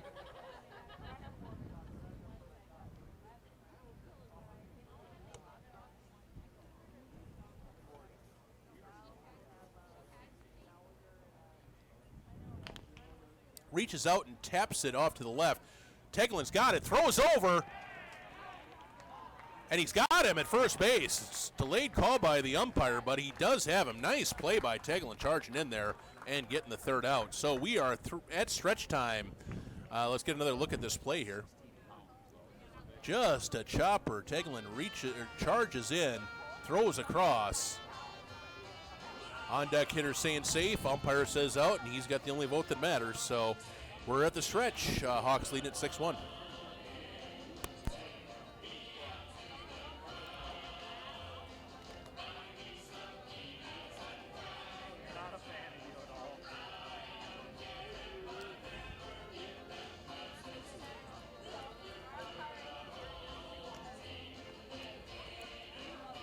So Jake Block coming out to work his second inning. Got the first 2 outs, but then the Hawks just strung together a couple of 2-out hits. You can see the scoring here. 3 in the first, 1 in the third, 1 in the fourth, 1 in the sixth for Hastings, 1 in the third for Prescott. 9 hits actually for the Pirates. But both pitchers, Jeske and now Ritt, doing a good job of spreading everything out and not letting a lot of damage get done.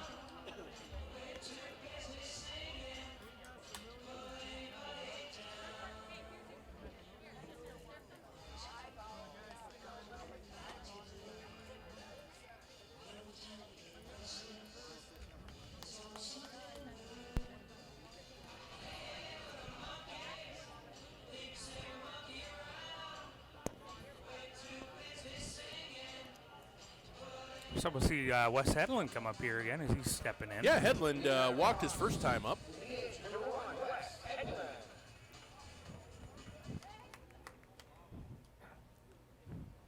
First pitch to him is down low.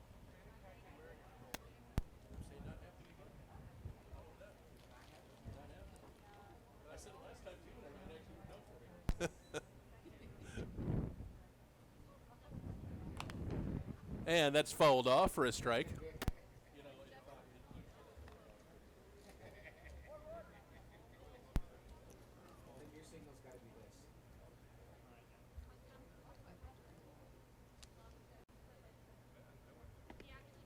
And that one's inside, 2-1.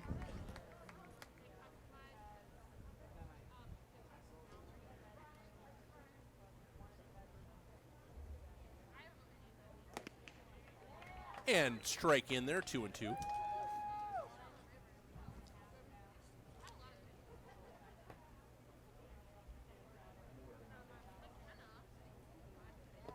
And cut and a miss, strike 3. So Hedlund goes down and strikes.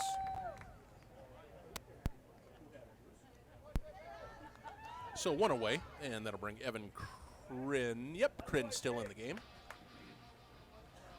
Kind of Hawks little shy in outfielders lately with both the Horseshoes being banged up. That's true. They have had, and that's how this new young depth has come to play so importantly. Kryn takes one on the outside corner for a strike. Got another guy who can run around out there in Drew Davis. I don't believe I've seen him here tonight. And there's a swing and a miss, strike 2. I would think if Drew was here, I would not be surprised to see him. I think it's a game like a non-conference game like this. If a guy's around, you want to at least get him in for, in the late innings or get him in at bat if he can. And Kryn chops that one out to second base. He's got it, throws it over for out number 2. High chopper, good.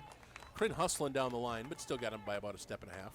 And we'll see Pat Ruff now. We will see Patty Ruff. We'll see Pat Ruff pinch hitting for Benny T.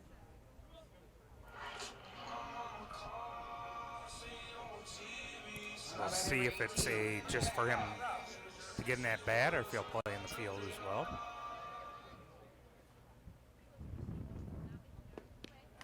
And takes one for a strike. I guess that would be an issue of if they're comfortable with having him at play third base, because I don't think they want Greeter over there. So, unless they move Greeter to short, Ruff to second, and put Testament back. They could theoretically do that. That's true. If they want to and move out, takes a cut at everybody. that. Take a cut at that. Strike 2. He does have the arm for it, so I guess you might see Pat over at third base. We'll see what happens. That one is fought off to the right and hanging up there, but it's going to hook foul.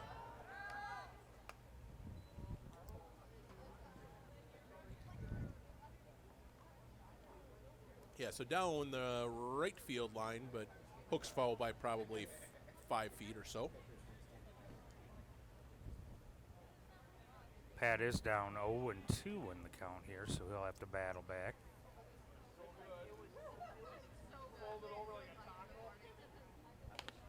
And fought off to the right again. First baseman is over for and can't put it away. So Ruff will get new life as the first baseman reaches out for it, but frustrated with himself, walking down the line a little bit to grab the ball. You can tell he's upset about that. Feels like he should have had the it. Replay here, he was upset. He thought the fence was a little closer than it was, I believe. And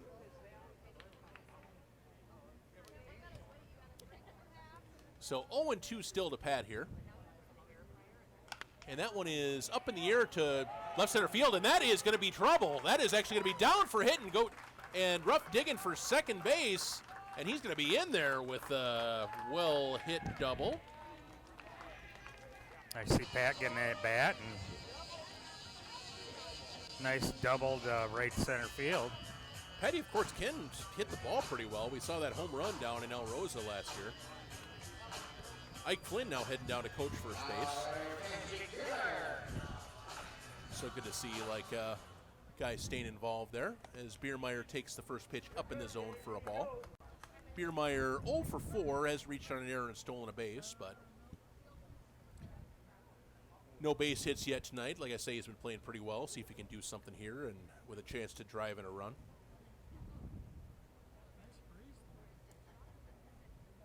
Fighting with his batting gloves a little bit here, trying to get them back where he wants them. He's got the one white one and the one black one. And of course, you can see the eye black. That's a trademark of his, the cross eye black.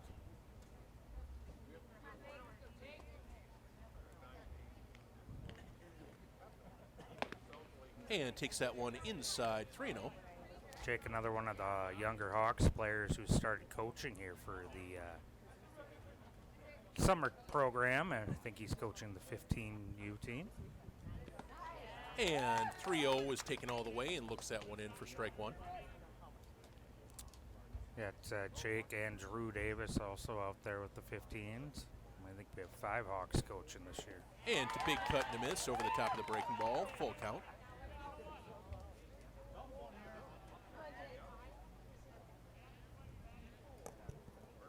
Corey Walters on deck.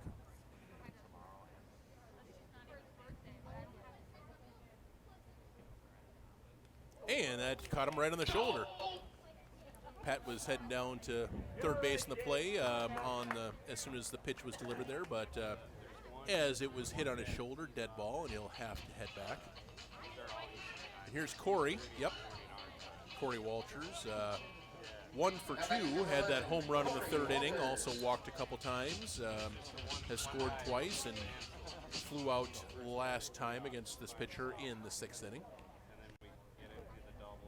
And that is fought off to the right and out of play for strike. 0-1.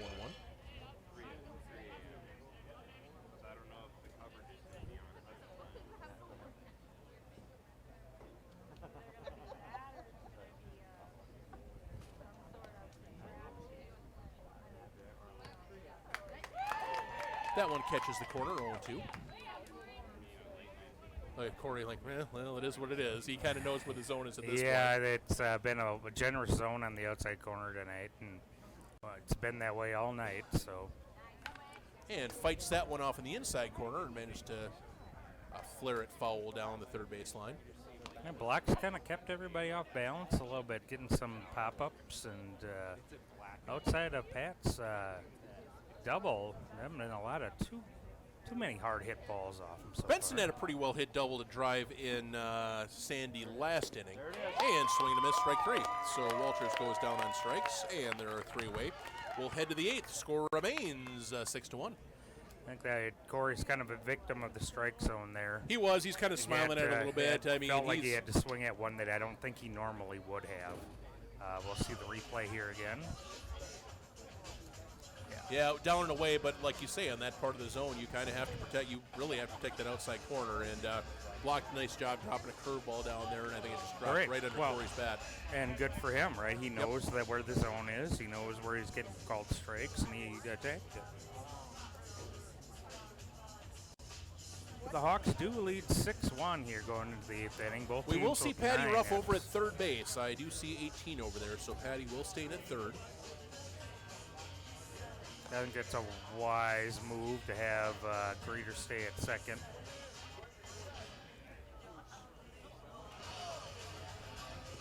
Silver Bullets.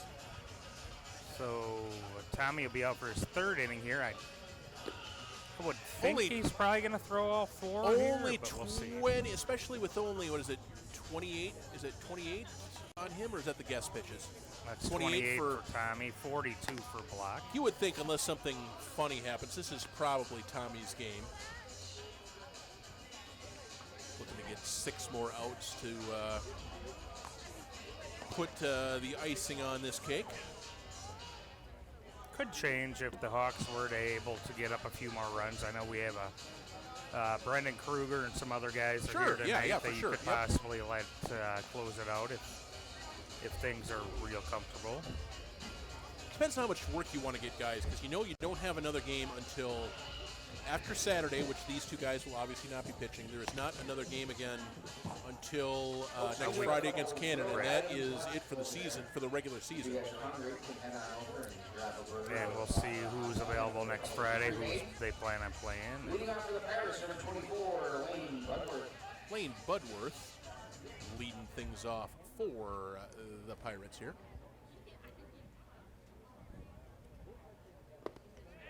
First pitch must have missed a little bit low for ball 1.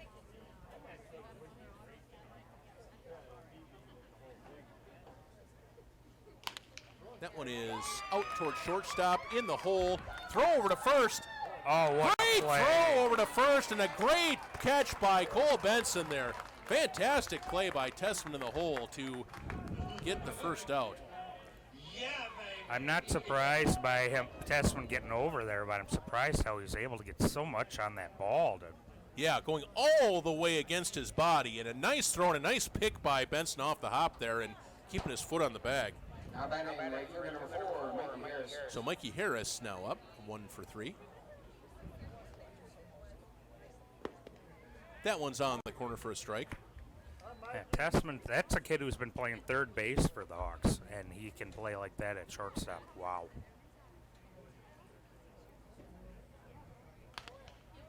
That one is fouled off for strike 2.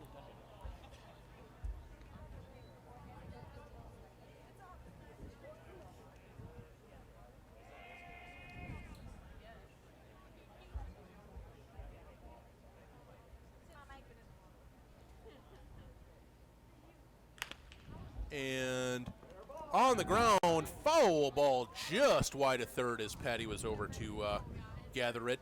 Just got outside the third base bag. Pretty darn close, but let's see if we can get another look at this from our third base camera here. And you can see Pat just does field it a little bit foul of the line. Says it. And swing and a miss, strike 3. That's 5 strikeouts for Tommy Ritz in 2 2/3. Very effective here tonight. And there is, now we will see Jake Block, who is obviously in the game in the pitcher spot. So getting that bat here.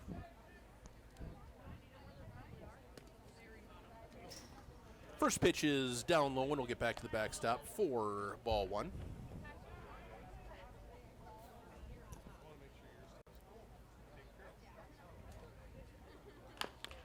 And high chopper to shortstop. Tessman's got it. Throw across for out number 3, and the Pirates go down in order. Like another play by Tessman, but it was a really nice play to start the inning for him, and we head to the bottom of the 8th. Hawks still lead at 6-1. Well in control here, heading in towards the end of the game. Greeter, Sandquist, and Cole Benson due up.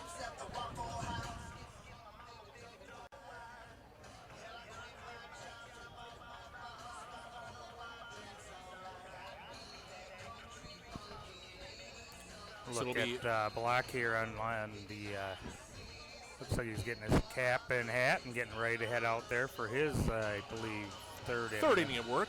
You are correct, good sir.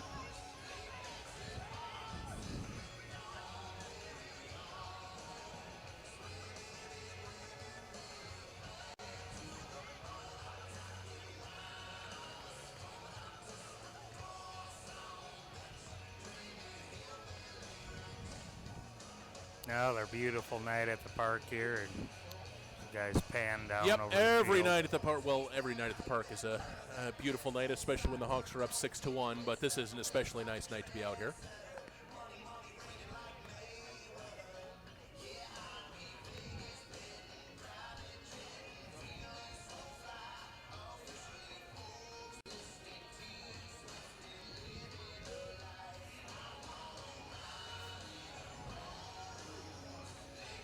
So with that, here comes Jason Greeter up here to get his second at bat.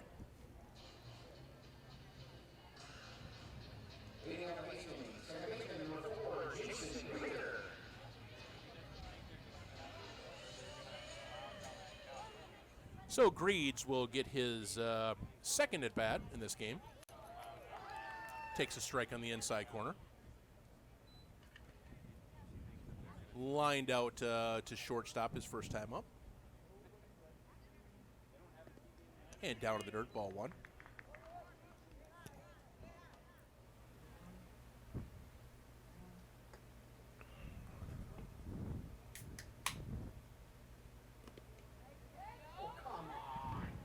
And strike 1 and 2, strike called there.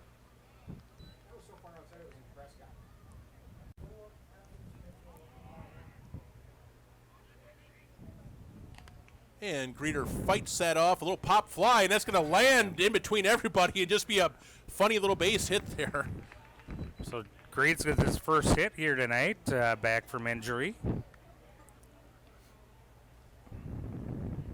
Fortunate for him there. This would be Sandy, Jake Sandquist.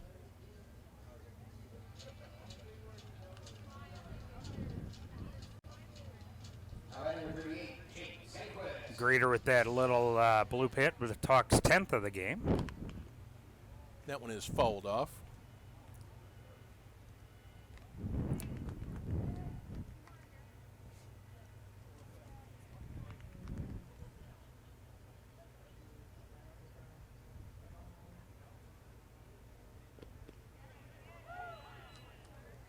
And strike 2 to Sandquist, so he's down in a count 0-2.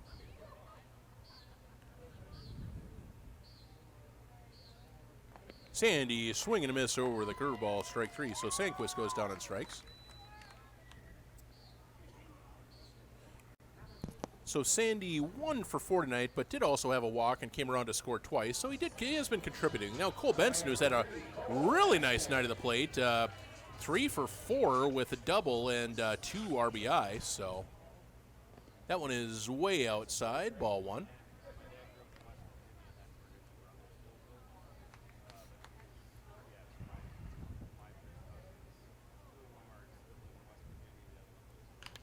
That one is through the hole, and 4 hits for Benson tonight.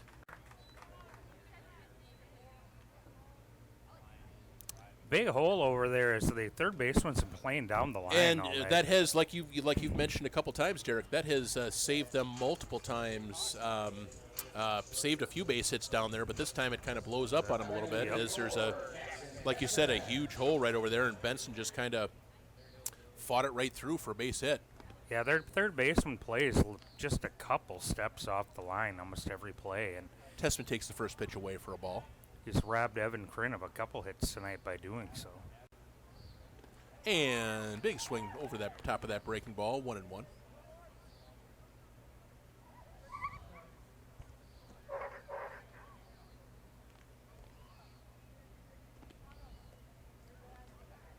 And another one inside, 2-1.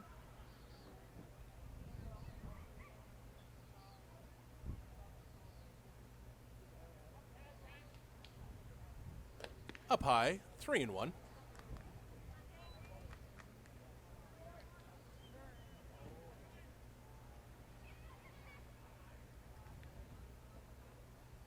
And out to right field, but it's going to hang up there and be put away for out number 2. Greeter will tag in advance.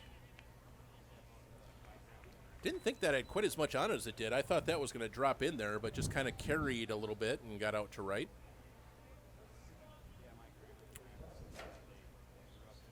So Wes Hedlund up now. Nice base ring there by Greeter. Runners on the corners with 2 out, Hedlund up, and now anything that gets by the catcher, and Greeter will scamper home here for a insurance run. That one is off to the right. First baseman has it, throws across for out number 3. So that is it for the Hawks. Get a couple base hits, but cannot push anything across. We are through 8 innings. Head to the top of the 9th. Tommy Ritt try to get 3 more outs to shut the door and send us home happy. Hawks lead at 6-1. See Jeske sitting there in his warm-up jacket outside the dugout, hoping Tommy can get these last 3 outs and give him his, I believe it'll be his 5th W of the season, if I'm not mistaken.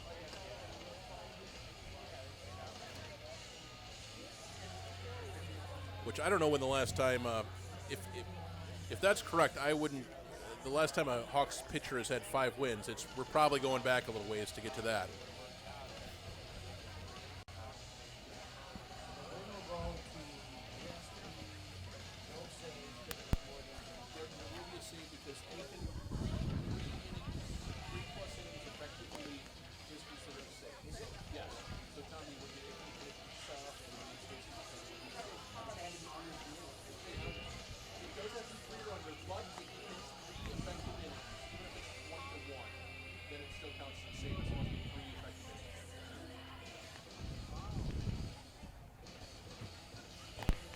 Yeah, just double checking here. Jeske was 4-1 coming into the 4-1 coming into the game. Also, within that 3.02 ERA will be down into the 2s after tonight as well. And also Tommy Ritt trying to get 3 more outs. He would be picking up his third save of the season, as this would be not a save situation, but this would be his 4th inning pitch, so it would be a 4-inning. You hear about the 3-inning save, but this would be the 4-inning save for him.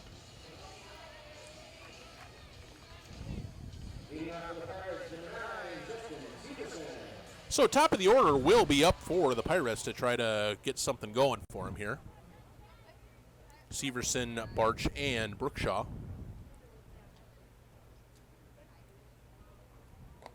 That one's away for ball 1. Severson 2 for 4, 2 strikeouts, 2 singles.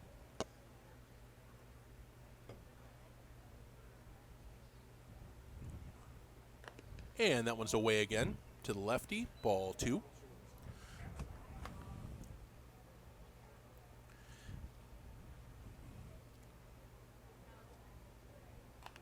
And fouled back to the screen. And we're talking about that outside pitch, and interestingly enough, I think Severson might be the only lefty in either lineup tonight, since Jeske wasn't batting for the Hawks. So, yeah, that's a good point. So you don't see. And waves over the top of that one, 2-2. We haven't been able to see if he's going to call that outside pitch to the lefty the same way as to the righty.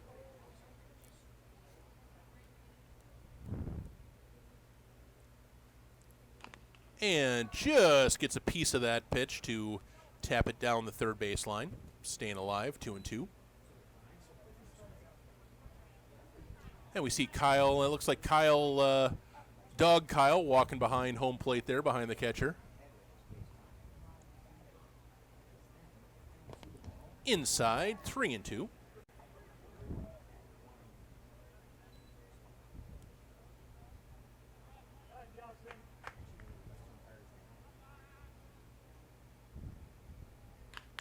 And that one is out towards, little liner out to Cole Benson, and he puts it away for out number 1. Soft little flare. Good job by Cole there.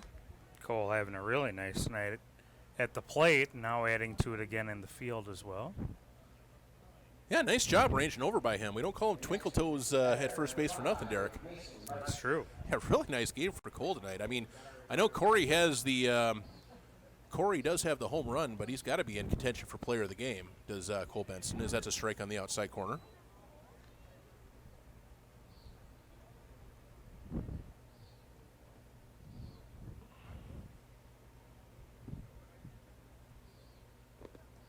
And swing and a miss, strike 2.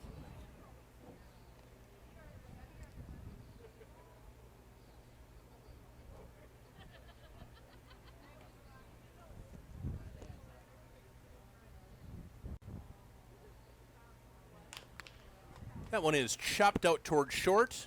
Tessman has it, throws across to Benson, 2 away.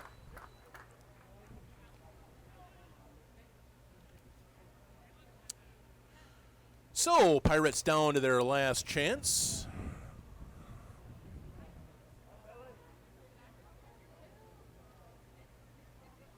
And the ever dangerous Brookshaw will be up. Yep, Brookshaw, single and a double. And the Hawks managed to get him twice, so 2 for 4. Big curveball swings over the top of that, strike 1, trying to make it 6-2 with that one, it looked like.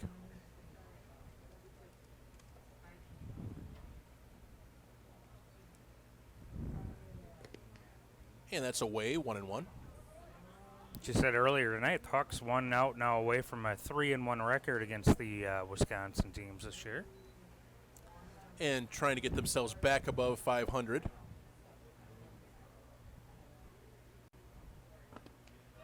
That one's in there for a strike, 1-2. Would be what, win 13? They had 15 last year, putting back-to-back good seasons together.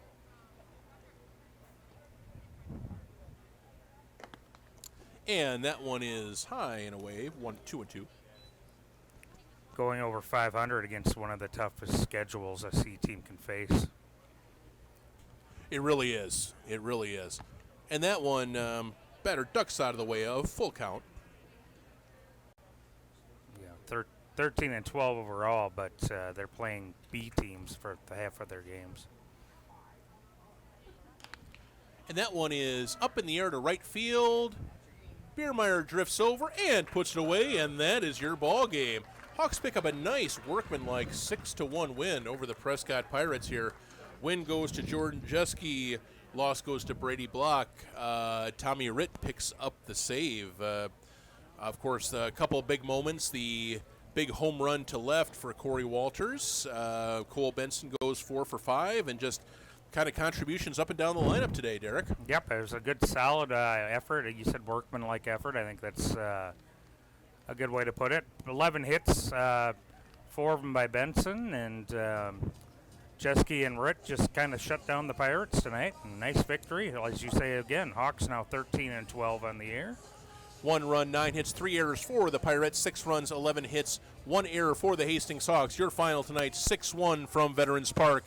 We apologize for some of the feed issues we have. Thank you, everybody, for joining us out here at Vets Park. Those of you that stuck with us to the end of the game tonight, we appreciate it. Our next game for the Hawks will be tomorrow, 5 p.m. against the Stewartville Sharks, which is a very good ball team, apparently undefeated in the Twin Rivers League. So that should be a good ball game if anybody wants to come out for that. That'll do it from Veterans Park. Thank you all for joining us tonight. Hold on.